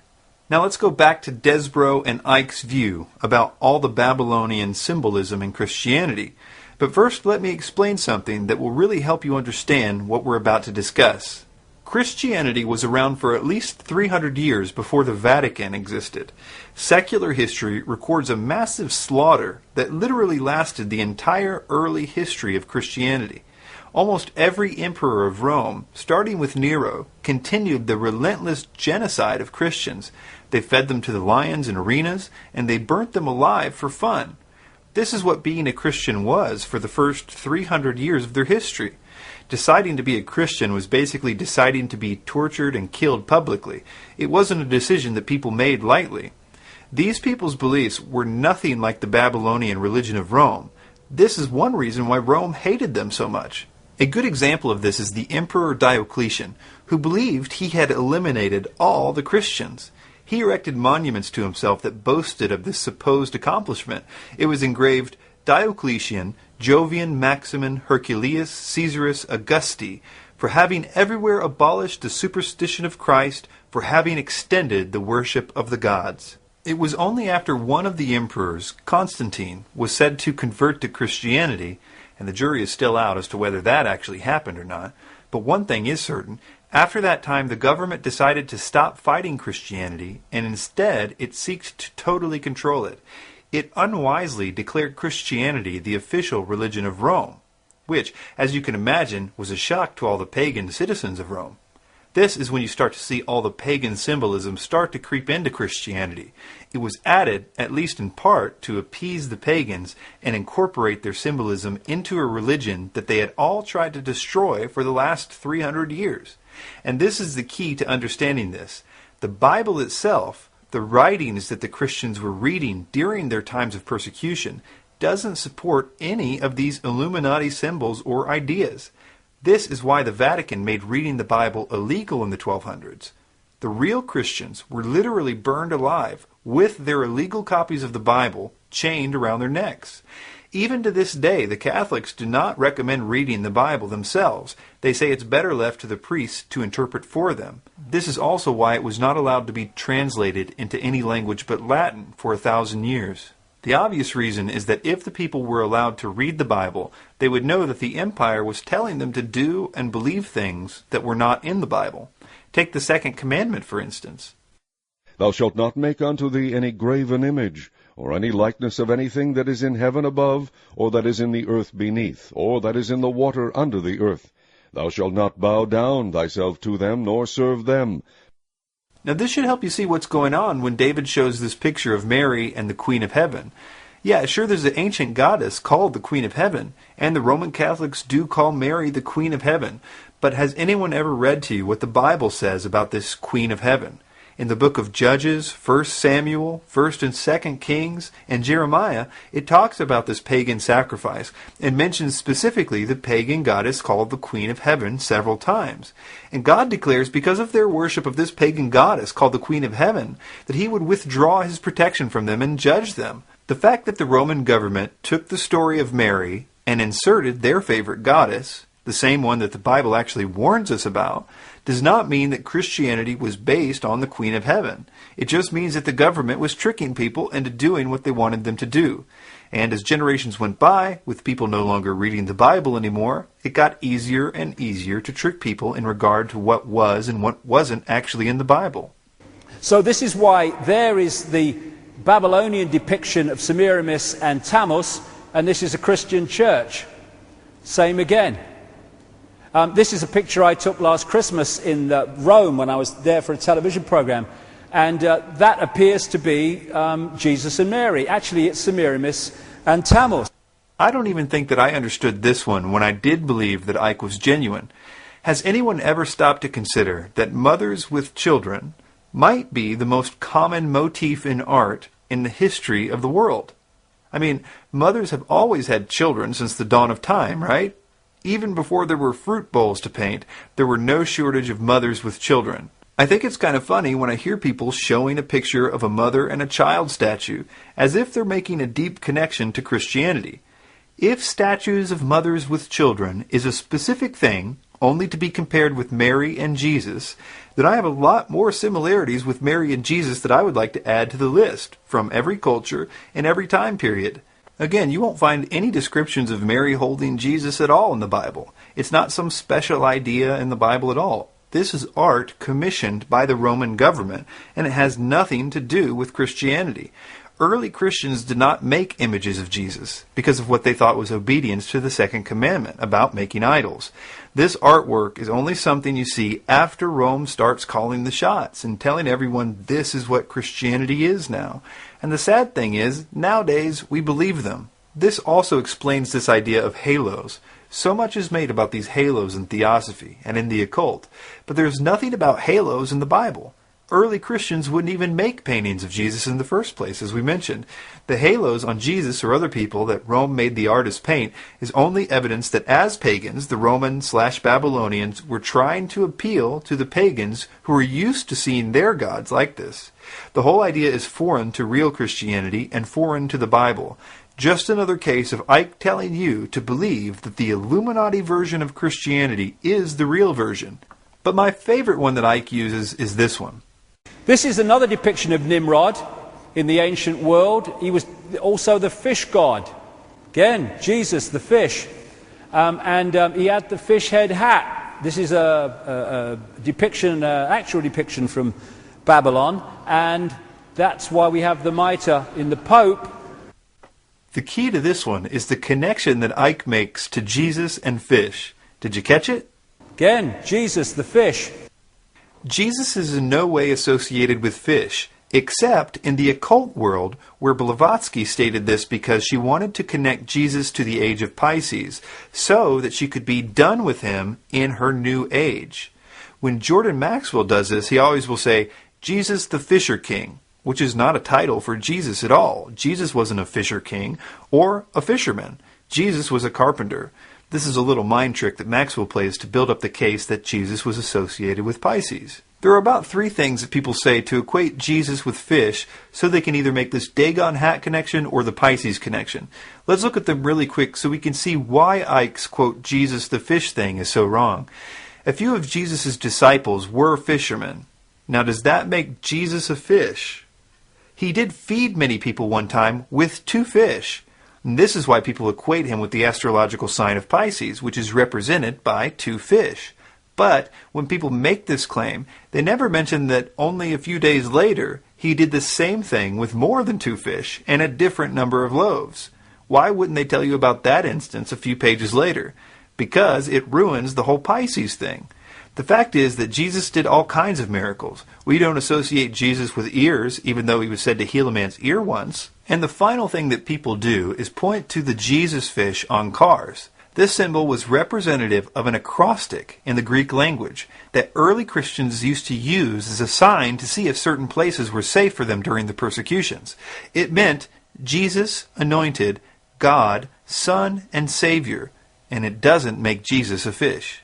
Before moving on to another man who Icke bases his beliefs on, I will conclude that the reason that the emperors of Rome and later the Roman Catholic Church tried to keep the Bible from people is that contrary to what we were taught in the so-called truth movement, the Bible is incredibly anti-Illuminati.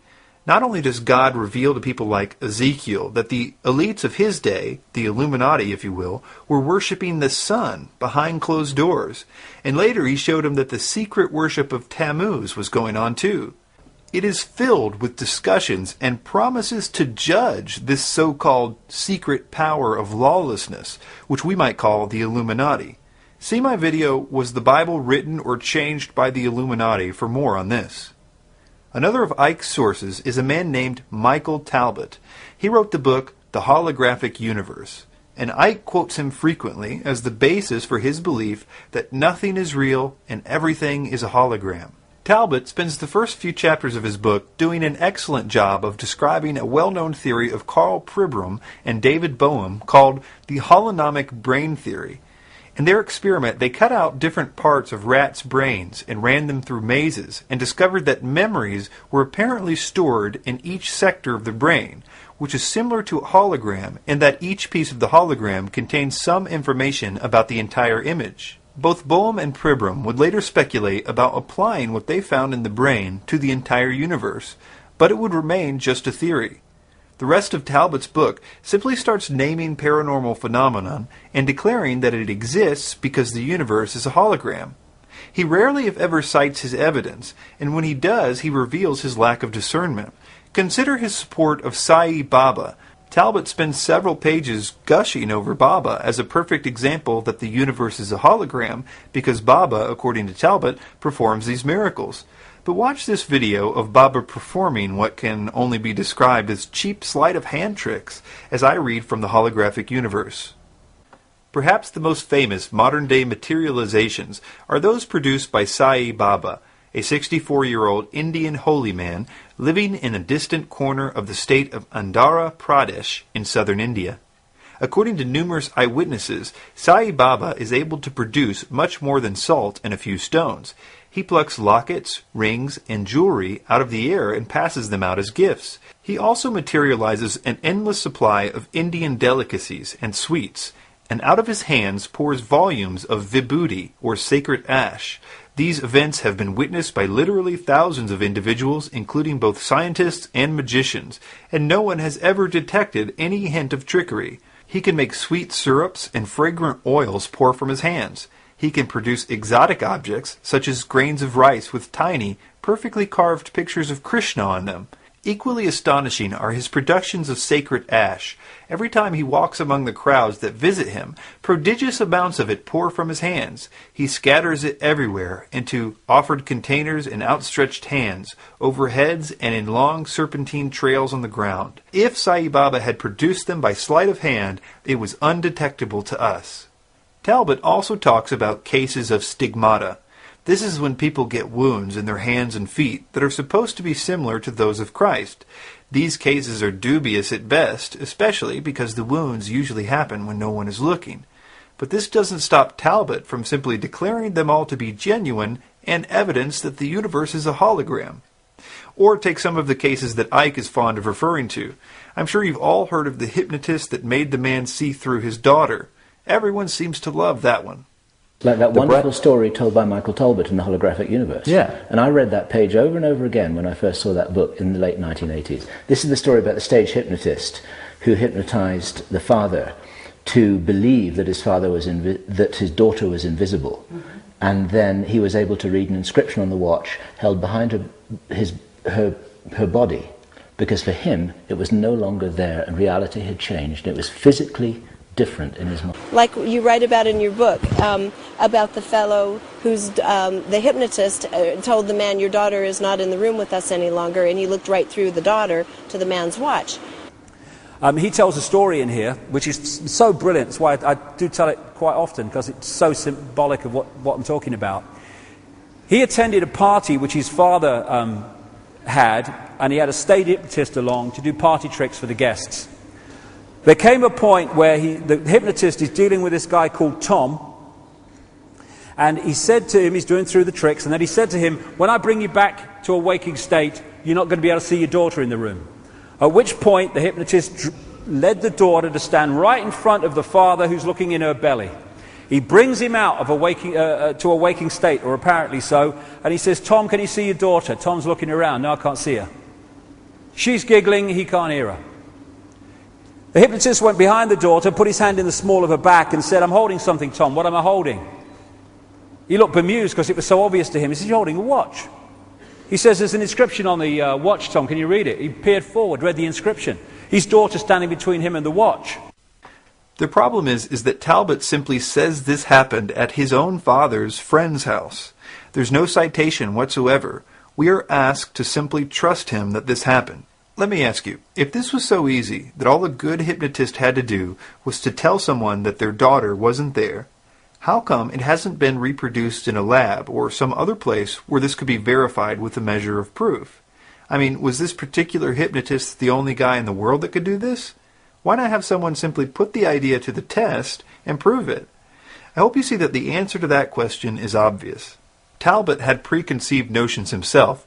He describes how he grew up in a haunted house, and these ghosts would mess with him and his family. He describes involuntary out-of-body experiences and a host of other experiences involving what he calls poltergeists. He was on a mission to validate his experiences, even by his own admission. Here are some reviews of his book that I think sum this up well. I was profoundly disappointed by the book. I was expecting something that took an analytical view of an intriguing theory and explored its implications. Instead, what Talbot provided was a general overview of holography, some broad statements about its implications, and then tons of anecdotes about psychic phenomena that he claims are explained by everything being a hologram. Sadly, that's not science, nor is it compelling writing. Another reviewer says, the book is completely disingenuous and uses numerous case studies where the evidence is presented in a dishonest way. A simple Google search will turn up enough information on many of the book's claims to start to raise doubt. Further investigation will make you very upset that the evidence is presented so matter-of-factly, with no mention of the numerous controversies surrounding the evidence. This would be funny if it weren't obvious that Icke has based much of what he believes on this idea of the holographic universe. Now, let's move on to the next chapter, where we will explore in depth David Icke's most influential source. They tell him what to write, what to say, what to wear, what to believe and what not to believe, and he calls them the guys.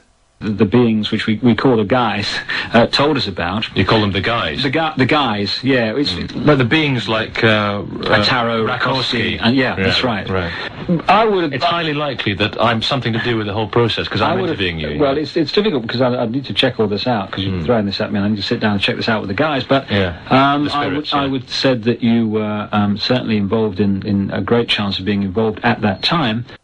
David often says that these beings have always guided him. It was the same beings that originally contacted him that are still guiding him.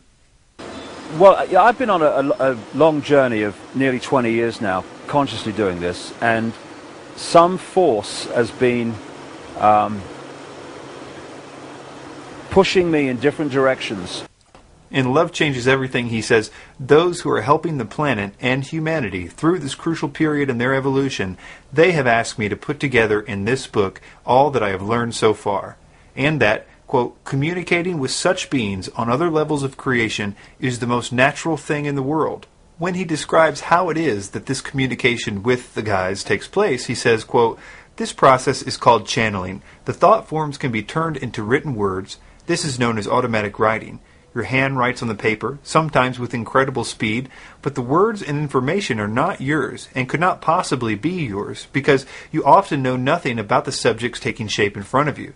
It is also possible to hear the thought forms as a soft, gentle voice inside your head. I call this method getting it direct. On a more limited level, it is possible to communicate through dowsing. Perhaps. Do you actually hear the voices in your head? It depends. Sometimes you hear voices, sometimes it comes in terms of them talking through you, so they talk through your voice box. And it also comes through what's known as automatic writing. You get a sheet of paper, you put a pen in your hand, and they just take over your arm, they write. And they write amazing things which you have no comprehension of. I mean, he also still quotes from them from time to time as evidence that he still considers the information accurate. An example is that he closes most of his lectures with a quote from a being named Magnu from his book Love Changes Everything. And he says that his words are really their words. And wonder where they came from. They will be our words. These beings, as we saw in the first chapter, dictated the belief system of theosophy to him. And although he does not call it that today, it is clear that that's what it is. Given what we learned in the first section about the connection to Alice Bailey, who also was in contact with entities, how can we be sure that Icke is not listening to the wrong spiritual forces, the ones that seem to be orchestrating the New World Order? He's the first to admit that these beings exist. We can gain some wisdom from a man some of you may know named Terence McKenna. He was a man who encountered several beings from other dimensions, according to his books. He had some sobering words for people like David Icke when he said, it is no great accomplishment to hear a voice in the head. The accomplishment is to make sure it is telling the truth, because the demons are of many kinds. There is no dignity in the universe unless we meet these things on our feet, and that means having an I-thou relationship. One say to the other, you say you're omniscient, omnipresent, or you say you're from Zeta Reticuli. You're long in the talk, but what can you show me? Magicians, people who invoke these things, have always understood that one must go into such encounters with one's wits about oneself. You can get a few things from this quote. Number one, McKenna believed that extra-dimensional entities were prone to lying about their identities. And number two, they were able to be summoned in magic rituals. And number three, that they don't necessarily have our best interest in mind, although they always would present it in that way in order to be trusted or to get us to do whatever they wanted us to do. I find it very interesting that McKenna said that the same entities that don't need to be trusted are the same ones that occultists summon in rituals. Although McKenna seemed to know that these entities were deceptive, he still sought contact with them, and he even attributed his amazing ability to speak eloquently to possession by one of them. He says, "After the experiment at La Correa, I had apparently evolved into some sort of mouthpiece for the incarnate Logos. I could talk to small groups of people with what appeared to be electrifying effect about peculiarly transcendental matters that you will read about in these pages. It was as though my ordinary, rather humdrum personality had simply been turned off, and speaking through me was the voice of another, a voice that was steady, unhesitating, and articulate, a voice seeking to inform others about the power and promise of psychedelic dimensions." From my study of the 2012 phenomenon, I have seen that these entities are very interested in getting people to go out and spread the idea that a spiritual evolution is coming. And like McKenna warned us about, they pretend to be all kinds of things in order to get us to tell their story. For instance, all the main forerunners of the 2012 idea got their revelation about 2012 and spiritual evolution from spiritual entities, claiming to be different things. Jose Arguelles got his information from a long-dead Mayan priest. Jose actually now changed his name to reflect that he believes himself to be a reincarnation of that Mayan priest. McKenna got his 2012 information from a being he calls the Logos, Pinchback from a being called Quetzalcoatl, David Wilcock from the Egyptian god Ra, Barbara Han Clow from the Pleiadians. I might have even been able to believe that these entities were good and were simply giving the same message under different names just to make the message easy for the person to handle, if it weren't for the fact that all the information they gave about astronomy and science was so wrong. For instance, David Icke in his book, And the Truth Shall Set You Free, talks about the, quote, photon belt. Keep in mind while we read this, that this information is 100% channeled information originally. None of it is real science, and we will see how wrong this theory is in a moment. He begins, underpinning these astrological events in this period is the photon belt. Many psychics and esoteric scientists, notice how he didn't say actual scientists or astronomers, are now agreed on the existence of a belt of highly charged energy, centered on the Pleiades star system, an estimated 500 light-years from the Earth. It is from here that much channeled information which feels right to me is purported to come. I believe that the Pleiades, maybe in our future, is a base for the positive extraterrestrial support we are being given at this time, and quite possibly the home of extraterrestrials who have abused the Earth and humanity too. Paul Otto Hesse claimed to have discovered a belt of immensely powerful energy which he termed the photon belt. According to estimates, it takes his solar system 24,000, some say 26,000 years to orbit the Pleiades, and the star reckoned to be at the center of the belt, figure 17, known as Alcyon. Again, there is much ancient legend across many cultures about this star. He continues, it would appear that we have reached the point when this solar system is entering the photon belt and its highly charged energy. The influence of the belt on the Earth began in the early 1960s and affected the thinking of many people, but it was as nothing compared to what will happen over the next 35 years. While it takes 2,000 years to pass fully through the belt, the biggest impact is when we first enter, and the vibrations and molecular structure of everything has to cope with the dramatically changing conditions. This will affect the thinking, behavior, and physical bodies of all life forms. He concludes by saying the effect of the photon belt is activating data stored in our consciousness and our physical bodies. He says knowledge is being unlocked from the cells, bones, and our DNA, which will eventually be restored to its 12-stranded potential. Now you can see that if this were true, it would be a great find to support the idea of a coming spiritual evolution that Icke and Alice Bailey and Michael Tsarian and all these spiritual entities are trying to get us to believe. But the problem is that all this science that these entities told us is not true. Even the basic math shows this to be impossible. Our solar system and that of Alcyon are both orbiting around the galactic center. It takes us about 226 million years to go around one time, and that's at 486,000 miles per hour.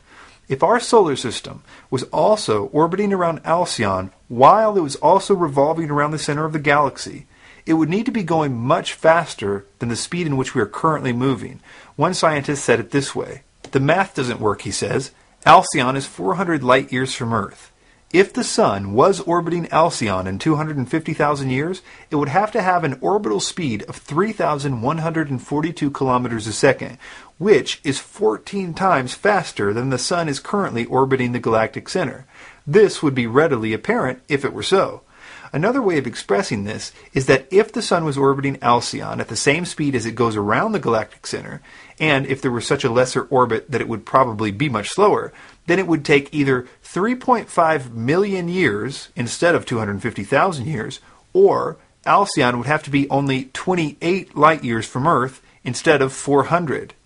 Besides, our movement has been measured against the background of stars on numerous occasions, and scientists have found no trace of such an orbit. And this is only the beginning of this theory's problems.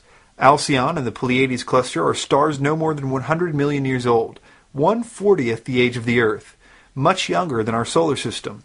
Alcyon would not even have been there when our Sun began such an orbit, and that in itself is a pretty persuasive argument against this theory. And the so-called anomaly in the Pleiades cluster is a nebula. It's made up of plasma and gas, not photons. Photons are light, and light doesn't gather in clouds like that. Nebulas are remnants of supernovas, and they diffuse over time, and therefore wouldn't even be expected to be there if we were orbiting it in a cycle of 26,000 years. The core of the Pleiades cluster is approximately 8 light years across. The Sun, and with it the Earth, is moving away from Alcyon. This should be the final nail in the coffin of this theory. So, these entities are either really bad with science, or they are intentionally deceiving us to believe in a Hitler-esque fifth root race spiritual evolution. We will look at the possible motives for that theory in the next and final section. But for now, I want to propose a theory about what these beings are. Most of you will recoil at my suggestion that these are demons. But before you do, I think that the science of anthropology will help us to see that every culture has agreed on demons existing and on their basic characteristics. For instance, of them being very evil. For example, the Sumerians could not even agree if their gods were good or evil, but they were unanimous that the demons they dealt with were very evil. Cultures around the world have described possession by these evil entities in their writings, as well as demons being very deceptive and manipulative. The methods for summoning them are consistent. Certain drugs or rituals or tools like runes or chants. It's interesting to note that the methods for making contact are ultimately based on the free will of the practitioner. What I mean by that is that according to basic demonology, demons require an invitation, although they sometimes manipulate the person through deception into giving them that invitation. Take a Ouija board, for example. It's just cardboard and paint, but those that decide to use it are essentially asking to be contacted by spirits, and that's all the spirits need, your willingness to be contacted, your free will. So let's look at David's testimony to see if we can get any idea if he's dealing with demons instead of ascended Atlanteans trying to help humanity evolve. Suddenly I felt over 1989 that there was a presence in the room whenever I was alone. And it became more and more tangible as 1989 unfolded. It was bizarre, really, because whenever I was in a room alone, like a hotel room or something, there was this presence, you know.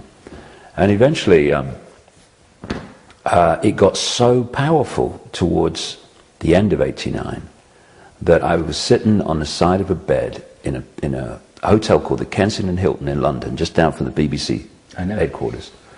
And I said to this apparently empty room, look, if there's something there, would you please contact me, because you'll drive me up the wall. Let's stop right there for now. Notice how all this began with a desire to be contacted. Also note that David will later go on to basically preach that this is all that must be done for anyone to be contacted. All we've got to say, and it's very simple, is I accept that I'm being guided. I have guides in other frequencies, other dimensions of life, who are here to guide me and help me through this lifetime so that I learn the lessons I decided I wish to learn. Go ahead and guide me. And when you do that, things start happening. He says on page 139 of Love Changes Everything, quote, "Every single life form can be a part of this transformation if they say openly, 'I wish to be guided and work for the light.'" Notice that he capitalizes the word light. On page 156, he quotes the entities which told him, quote, "Always ask for protection and guidance.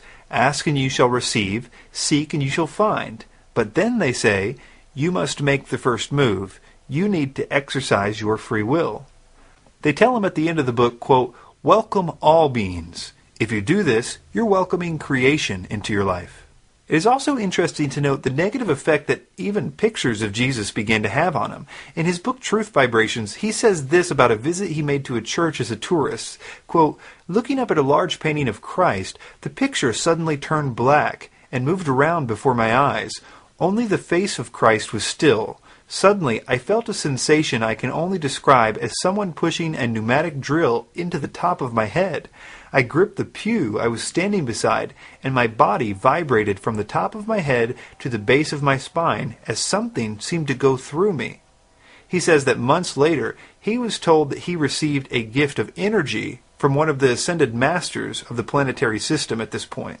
Interesting that revulsion towards Jesus is actually quite observable among these entities. I would even go so far as to say that it's empirically testable in our modern times. I've had a unique opportunity to work with hundreds of cases of sleep paralysis through a website a friend and I started called StopSleepParalysis.org. Sleep paralysis is when one wakes up and can't move, but they are fully awake. It is most often associated with the feeling that there is some evil presence in the room. Over time, during the experiences, the presence can become more manifest in some form and can lead to very terrible cases of torture and even rape. This is attributed to demons in almost every culture in the world except for modern Western cultures like America. A few examples are in Fiji, the experience is interpreted as kana tevoro, or being eaten or possessed by a demon. In the Hmong culture, sleep paralysis is described as an experience called dab swam, or crushing demon. In Malaysia, Africa, Hungary, the Middle East, and everywhere in between, these events are attributed to evil spirits. Western scientists do not have an explanation. They postulate, with no evidence I would add, that it is happening because people are coming out of a dream state and into a waking state, and that their mind is still dreaming even though they have awoken. I suppose the obvious question is, if that were true, why does everyone seem to be having the same dream about an evil presence in the room? It seems that the dreams should be as varied as the dreams normally are among people, but this is not the case. In the cases that I have seen, about 90 to 95% of the people experiencing this have been dabbling in some occult or New Age practice, and they have in some way given their free will over to these entities, who now apparently feel that they have a right to be there. The more a person goes down that road, the more intense the control of these entities gets. Now here is the observable and testable part of this.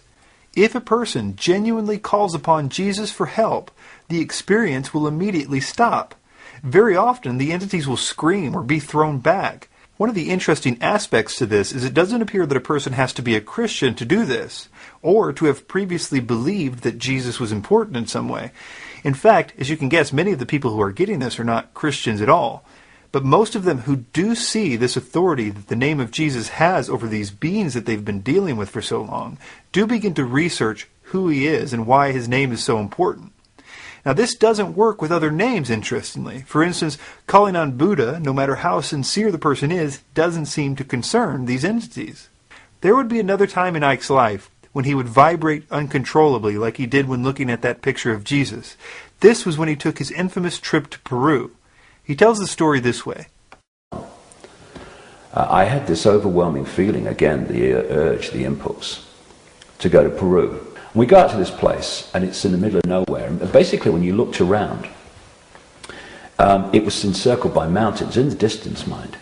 And I'm looking out the window, daydreaming, and I see this mound to my right, but must be no more than 3 minutes down the road. And as I look at the mound, all I can hear in my head is, come to me, come to me, come to me, come to me, come to me. And I walk to the center of the circle, and suddenly my feet go again, like they did in the news shot, but only seriously more powerful. They're like magnets pulling my feet to the ground. And I think, oh crikey, I recognize that, here we go. And then I felt like a drill going in the top of my head and through my body, through my feet into the ground, and then another one coming the other way. And then my arms go out at 45 degrees like that. I never made any decision to do it. And what then started to happen is this energy coming through me, this is February 1991, got more and more powerful. My body started to shake with it. Very powerful thought forms just passed through my head, just like in the news shop. It was like, you know, if you've got a dam and it's holding water back, well, the water is calm, right? Because that's its natural state in that situation, if you like. But when the dam bursts, before a new balance is found after the dam bursts, all hell breaks loose in the water, right, as it's trying to go from one state to another. Yep. When I look back, what happened to me on that mound? It was like the waters of my mind bursting. Icke always attributes this event to this place in Peru being located near a vortex point in something he calls the energy grid. But there is another side to that story. I used to believe in the idea of ley lines myself.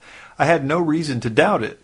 After all the so-called teachers I had in the truth movement talked about it as if it was a long-established fact.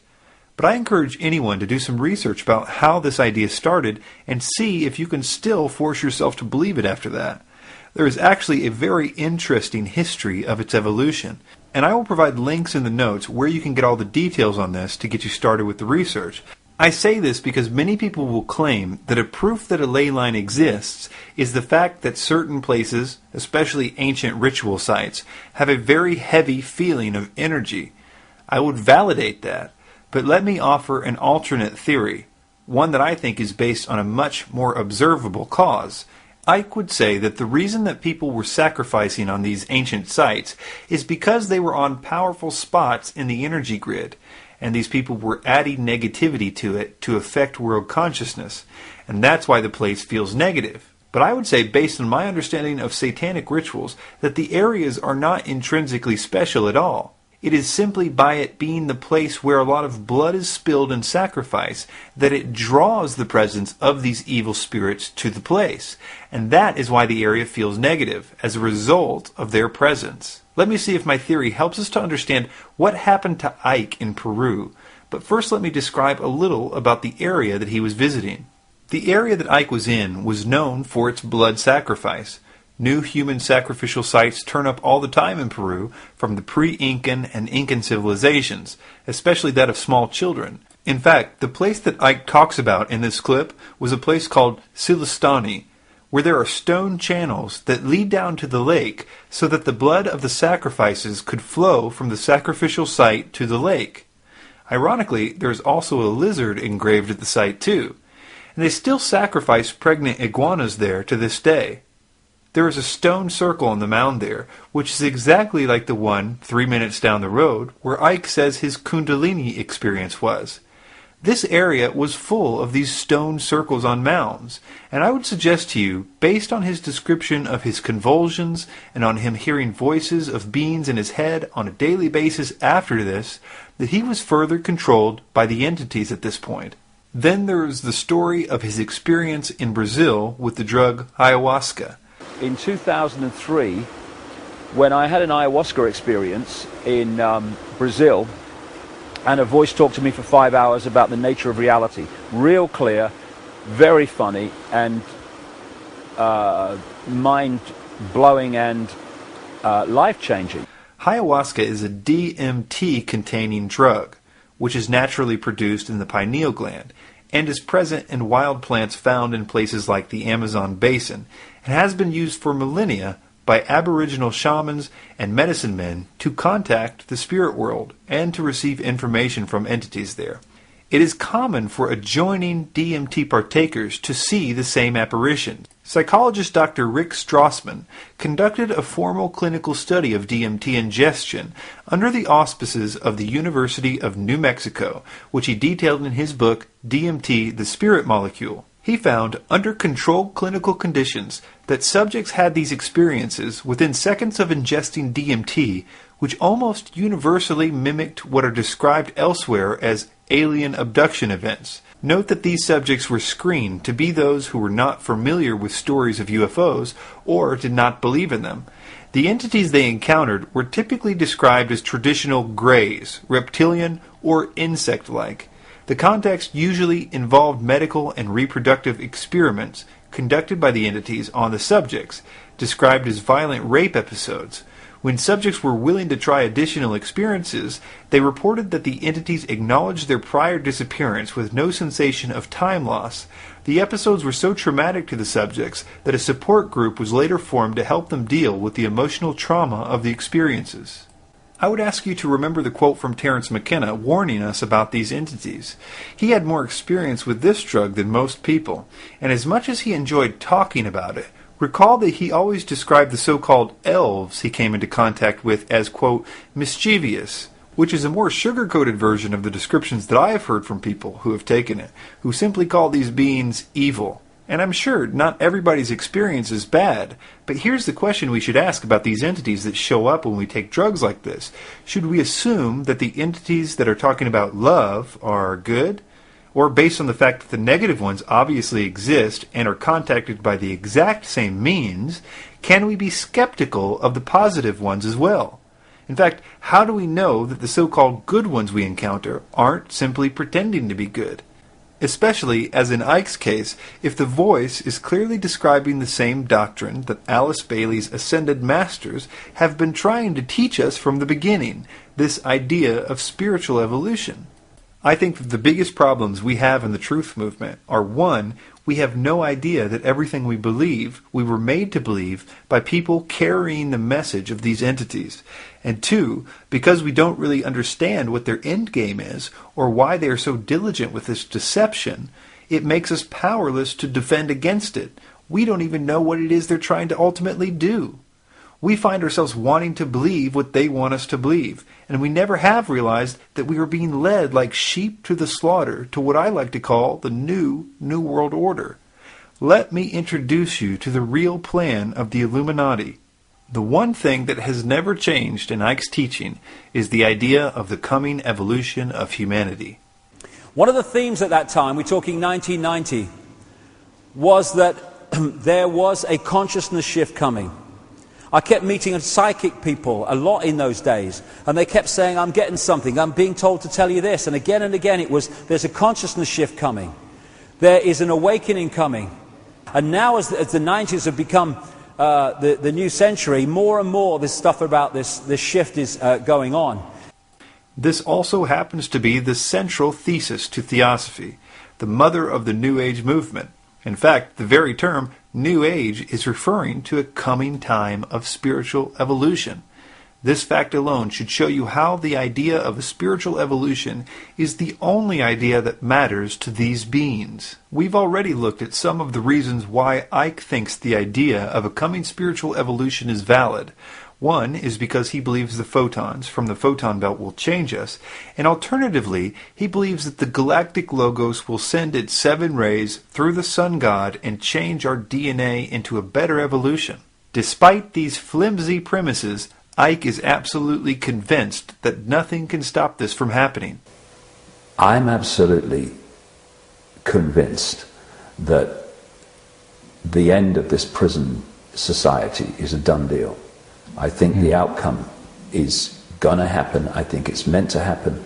And we're now seeing, and it will go on for a while, but we're now seeing the last throes of a dying system. You also have to understand that we are being promised a utopia in no uncertain terms.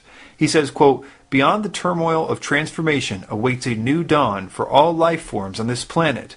We will live in a world of love and peace and harmony, a world which the extremes of today and the recent past will give way to a level of understanding, wisdom, love that we could not begin to understand on this low and troubled frequency. The first problem that emerges is that this is sounding a lot like what those that write about a New World Order talk about. In fact, this chapter comes from a chapter entitled New World in Icke's Love Changes Everything. But what some people miss is that the New World Order really does plan to bring order out of chaos.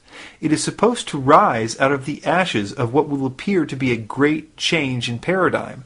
That is why Manly P. Hall called it the New Atlantis. They intend for their system to look like a utopia, and they intend for people who currently fight them and resist world government to think that the old system that they have been fighting has been defeated, and they intend for them to embrace what will look like a utopia and their victory. Alice Bailey said it best when she wrote, "The New World Order must be appropriate to a world which has passed through a destructive crisis and to humanity which is badly shattered by the experience. The New World Order must lay the foundation for a future world order which will be possible only after a time of recovery, reconstruction, and of rebuilding." Notice in this next quote that she considers the current system, which is obviously still controlled by them, just the preparatory New World Order. She says, "In the preparatory period for the New World Order, there will be a steady and regulated disarmament. It will not be optional.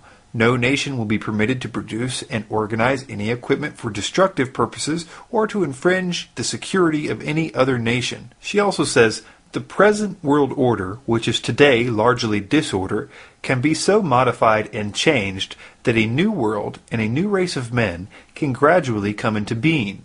Renunciation and the use of the sacrificial will should be the keynote for the interim period after the war, prior to the inauguration of the new age."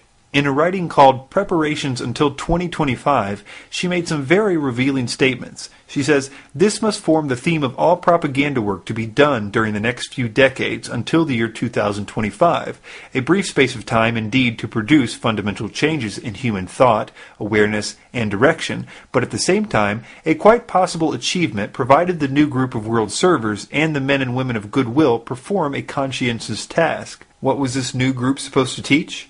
I find this one particularly interesting. It says, "The day is dawning when all religions will be regarded as emanating from one great spiritual source. All will be seen as unitedly providing the one root out of which the universal world religion will inevitably emerge." And this final quote that I find particularly interesting, considering that it is the one thing that Icke has consistently done through every manifestation. The last few pages of every book that he has ever written explains this message, the one that Alice Bailey says emphasis must be put on. She says, quote, "Emphasis should be laid on the evolution of humanity." There is also a very dark side to Icke's spiritual utopia, something that I've previously only alluded to. Not everyone is invited to the utopia, and those that refuse to conform to this new system will be eliminated. This is much more apparent when you read other channeled writings about this. In the Book of Co-Creation, New Age leader Barbara Marx Hubbard states, quote, "Out of the full spectrum of human personality, 1/4 is electing to transcend. 1/4 is resisting to election. They are unattracted by life ever evolving. Now, as we approach the quantum shift from creature human to co-creative human, the destructive 1/4 must be eliminated from the social body. Fortunately, you, dearly beloveds, are not responsible for this act. We are. We are in charge of God's selection process for the planet Earth. He selects, we destroy. We are the riders of the pale horse death." Alice Bailey explained what the New World Order would do to those who refuse to accept its utopia. She says, "Let us never forget that it is the life, its purpose, and its directed intentional destiny that's of importance, and also that when a form proves inadequate, or too diseased or too crippled for the expression of that purpose, it is, from the point of view of the hierarchy, no disaster when that form has to go. Death is not a disaster to be feared. The work of the destroyer is not really cruel or undesirable." Therefore, there is much destruction permitted by the custodians of the plan, and much evil turned to good. In his chapter New World, Icke says, "I do not seek to hide the severity of this period of fundamental change. It will be tough for every one of us. Many will return to the light levels, or die, in the wake of the physical events and the quickening vibrations. The Earth Spirit is already raising up the subplanes, and through the years ahead she will progress through the whole frequencies in her journey back to Atlantis and beyond. Those who cannot quicken their own vibrations through love and balance will find themselves out of synchronization with the environment around them. This process is already apparent. As the vibrations of a being fall behind those of their planet, it manifests in physical, mental, and emotional imbalances, and such people will need all the love there is to give. Their behavior will be unpredictable, and sometimes unpleasant and inexplicable. Those who cannot at this time rise with the climbing subplanes and frequencies will eventually return to the light levels, or die, and be surrounded by love and indescribable warmth and power. They will assess their progress and decide how they wish to proceed on their path of evolution." Icke also says later in the book, "And the Truth Shall Set You Free," quote, "Others who follow the propaganda of the global elite and the prison warder consciousness will cling to the old vibration.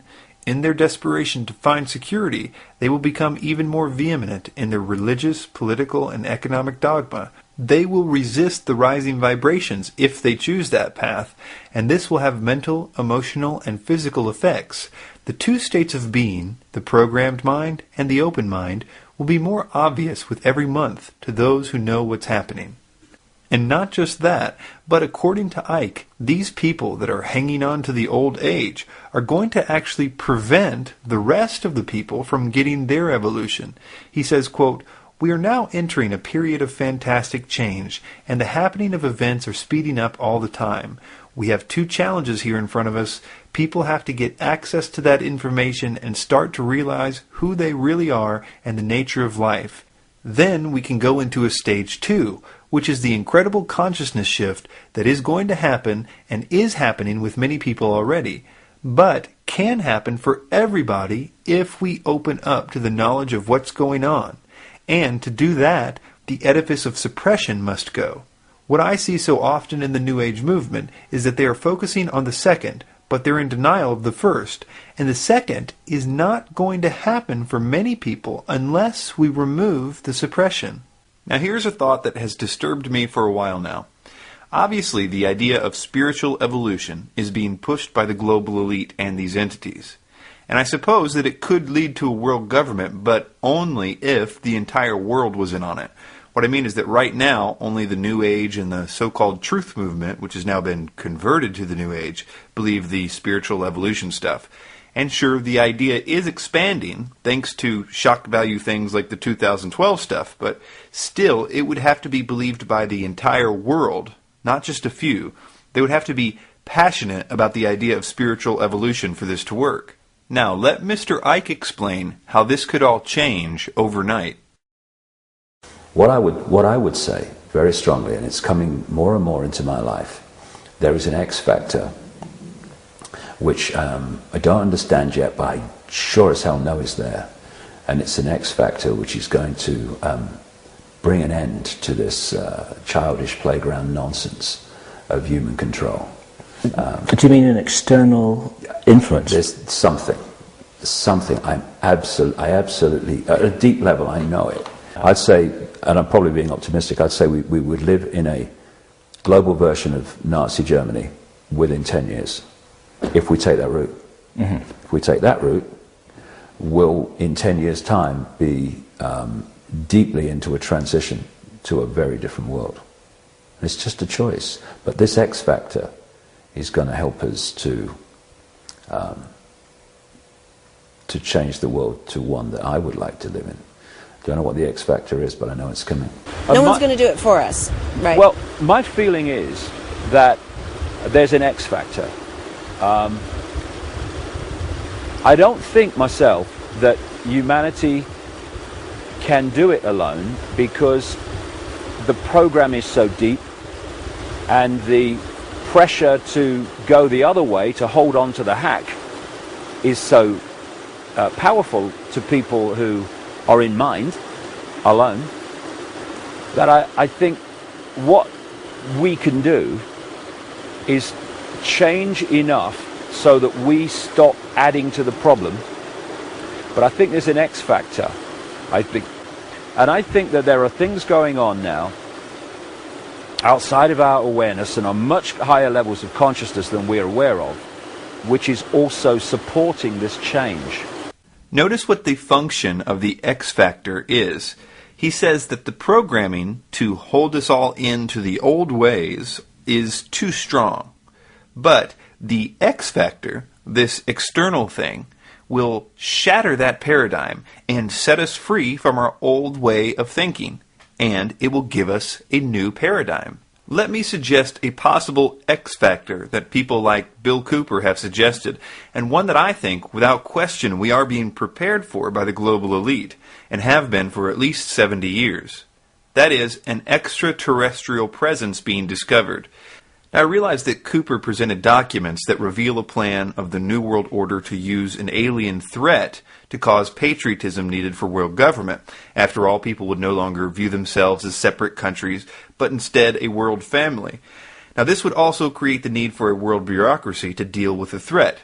But I think that based on the propaganda of Hollywood and the occult writings, that this might not be presented as a threat at all, but rather them posing as a savior to a world that will be war-torn. They will claim to be saving us from ourselves. They will claim to have genetically created mankind. They would claim that they used to be like us, and that we are on the verge of an evolution. Now, suspend your disbelief for a moment as I explain how this would serve as Icke's X factor and the catalyst for his utopia, and the real New World Order to begin, all at the same time. First, it would accomplish the primary thing that Icke says we need to do in order to shift with the planet. That is, to destroy the religions of all types. All over the world, religions would be in turmoil. Here these aliens are claiming to have created us. That means they're claiming to be our God in a sense.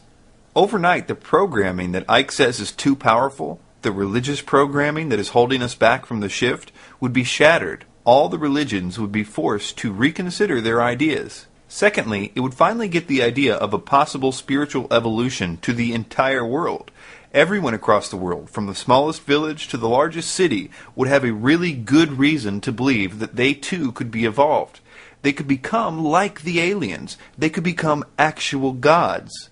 Overnight, the X Factor could turn the entire world into little David Ickes, believing their evolution was just around the corner. And of course, people would believe that the world government utopia was possible then. But it would be best if this came after a time of war, like when Alice Bailey said that the New World Order must be appropriate to a world which has passed through a destructive crisis and to a humanity which is badly shattered by the experience. Now here's why. We need to be convinced that the utopia that we will be asked to join is totally different than the old system. For us truther types, we will need to be convinced that the New World Order has been defeated in order to trust such a utopia. The regular people will only have to be convinced that the new system, since it will be based on non-religious ideas now, because the aliens showed us that the religions were wrong, will be one where there will be no more wars. That will be the promise. The war that we were saved from initially by them must be made to look like the epitome of religious wars. It will be something that pins the Jews against the Muslims, which will draw in the so-called Christians. The world will be convinced that the previous war was all about religion. Our revulsion of that idea and our desire never to go back to it will be like the Treaty of Versailles times 100. Alice Bailey said, "Only universal disaster could have brought men to a state of mind wherein such propositions and solutions could be presented. The general recognition that the old order has lamentably failed is most valuable. The New World Order will seem to have been defeated. We will rejoice in our new hope of utopia, and we will badly need it. We will be told to await our newfound powers, but when they don't come, we will be told that it is because there are some still among us that are keeping us from it, those that are still hanging on to the old age." All of this makes what Icke says in this clip very concerning. But we're now seeing the last throes of a dying system where the Illuminati in their box are believing they're crashing the system to create something else, when it's actually crashing ultimately for another reason. Understand what he's saying here. He's admitting that they are crashing the system to create something else. This idea should be common knowledge to all of us who study them. They are going to be the solution to the problem that they create. And Icke, of course, knows this. After all, he's Mr. Problem Reaction Solution. But listen carefully to what he's saying. He believes that his utopia will arise out of their ashes. And for some reason, their utopia won't rise. In effect, he's saying that when the system crashes, he is expecting his utopia to rise, but they are expecting a utopia to rise too. Now, how are we supposed to know that the utopia we get after this crash is the one that Icke is talking about, instead of the one that they've been planning to bring about for so long? Or probably the better question is, are these utopias one and the same thing? They certainly sound the same. What a dangerous game this is. They will say that there are still people who don't trust this new utopia, and that they will have to be eliminated for everyone else's benefit. These people will be primarily Christians, because there are prophecies specifically mentioning a great deception that will seem to offer peace, but that it will only last 3.5 years before it shows its true colors. All the other religions will find it easy to agree with this new system. This, in addition to the propaganda that Christianity is behind all the wars of the past, will convince the entire world of these words of Aleister Crowley, who was given this message from a being claiming to be an Egyptian god. Quote, "But the future is now, and the maneuvers are being unveiled. As far as Christianity's role in this new age," Carpenter states, "Christianity, therefore, as I say, must either now come frankly forward and acknowledge its parentage from the great order of the past, seek to rehabilitate that, and carry mankind one step forward in the path of evolution, or else it must perish. There is no alternative." Or, as New Age author Eckhart Tolle likes to say, "Evolve or die." We've been told by Icke, a man definitely possessed by something, that if we worship the God of the Bible, we are worshiping reptilians. And when you worship, you project energy, and you are feeding this force by thinking you are worshipping a God when you're worshipping these. He has changed his mind in every book that he's written about which way to tell you not to look towards Jesus and not to look at the Bible. His entities have told him to tell us that demons don't exist. The voice that talked to him for 5 hours in Brazil went on quite a tirade about how demons don't exist. How could they, after all, if everything was an illusion? There is a fabulous reason why this misdirection is happening, because the real agenda is being played out like a military system. These demons are influencing people to prepare the way for what the New World Order calls its Phoenix, and what the Theosophical Society calls the World Teacher, their Christ, what I would call the Antichrist. A genuine Satanist knows exactly what I'm talking about right now, and that this plan has been the plan all along. They are awaiting something they call the Black Awakening, when this system of the Antichrist will begin. Alice Bailey said, "The widespread expectation that we approach the age of Maitreya, when the world teacher and present head of the spiritual hierarchy, the Christ, will reappear among humanity to sound the keynote of the new age. There are millions of mentally alert men and women in all parts of the world who are on rapport with the plan and work to give it expression.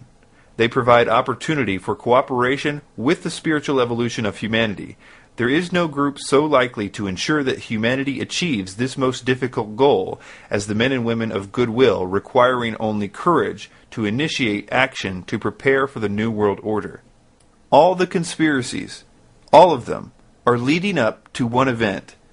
There is an ancient angel that has been working on a system that would allow him to actually control the world to such a degree that he could force them to worship him as God.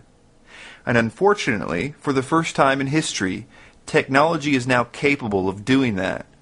I believe that the implantable microchip could actually play a role in this worship. And he is the general in all of this. This is why you find Satanism behind every door you kick down in the investigation of the New World Order. This is why you find his demons telling people to go out on a world stage and teach a doctrine that will lead them right into his hands, to an elitist mindset, seeking the Luciferic initiation of the Lightbringer, Prometheus, Lucifer, the Solar Logos. They've always been preparing you for him. Their agenda has never changed. But we have been so brainwashed to hate Christianity that the Bible is literally the last place we would look for the truth. Jesus spoke of a time that's coming, and he said, "Now the brother shall betray the brother to death, and the father the son, and children shall rise up against their parents, and shall cause them to be put to death. And ye shall be hated of all men for my name's sake." Now this is interesting. Here's a guy that not even his enemies can find a good reason to accuse him. He's entirely just and sincere and humble in the Bible. Yet for some unknown reason, what he said is absolutely true. We will be hated for his name's sake. This hate has to come from a third party. Our enemy perverts the Bible to make you think that religion is equal with Jesus, so that you will reject him. And I submit to all of you that Jesus was the most anti-religious person that ever walked the face of the earth. He had nothing but compassion for sinners. In fact, the only harsh thing he ever said was to the clergy of his day, and the bankers. The reason the mere calling on his name crushes whatever force is behind sleep paralysis and so-called alien abductions is because he really is who he claimed to be. And the demons are just as scared of him now as they were during the pages of the Bible. Jesus said in Matthew 11, verse 28, "Come to me, all who are weary and heavy laden, and I will give you rest. Take my yoke upon you and learn from me, for I am gentle and humble in heart, and you will find rest for your souls.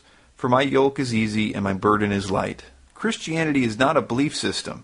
It's a supernatural event that happens to you. Your life begins to change. You start to love things you used to hate, and hate things you used to love. You are given a new power to turn from the things that have you in chains. It doesn't mean that you're going to be perfect, but you will start to change, and that change will continue your whole life. It is freedom from bondage, not a list of rules. Mark 10, verse 45 says, "For even the Son of Man did not come to be served, but to serve, and to give his life a ransom for many." Acts 17:30 says, "Therefore, having overlooked the times of ignorance, God is now declaring to men that all people everywhere should repent, because he has fixed a day in which he will judge the world in righteousness through a man whom he has appointed, having furnished proof to all men by raising him from the dead." I do not think that David Icke knows that he's being used as a tool for the New World Order. I would like to think that he would turn from this if he could be convinced of it. I want to ask you to help me pray for Mr. Icke. For transcripts, footnotes, free downloads, and free DVDs, go to the website davidikedebunked.com. Thanks for your time.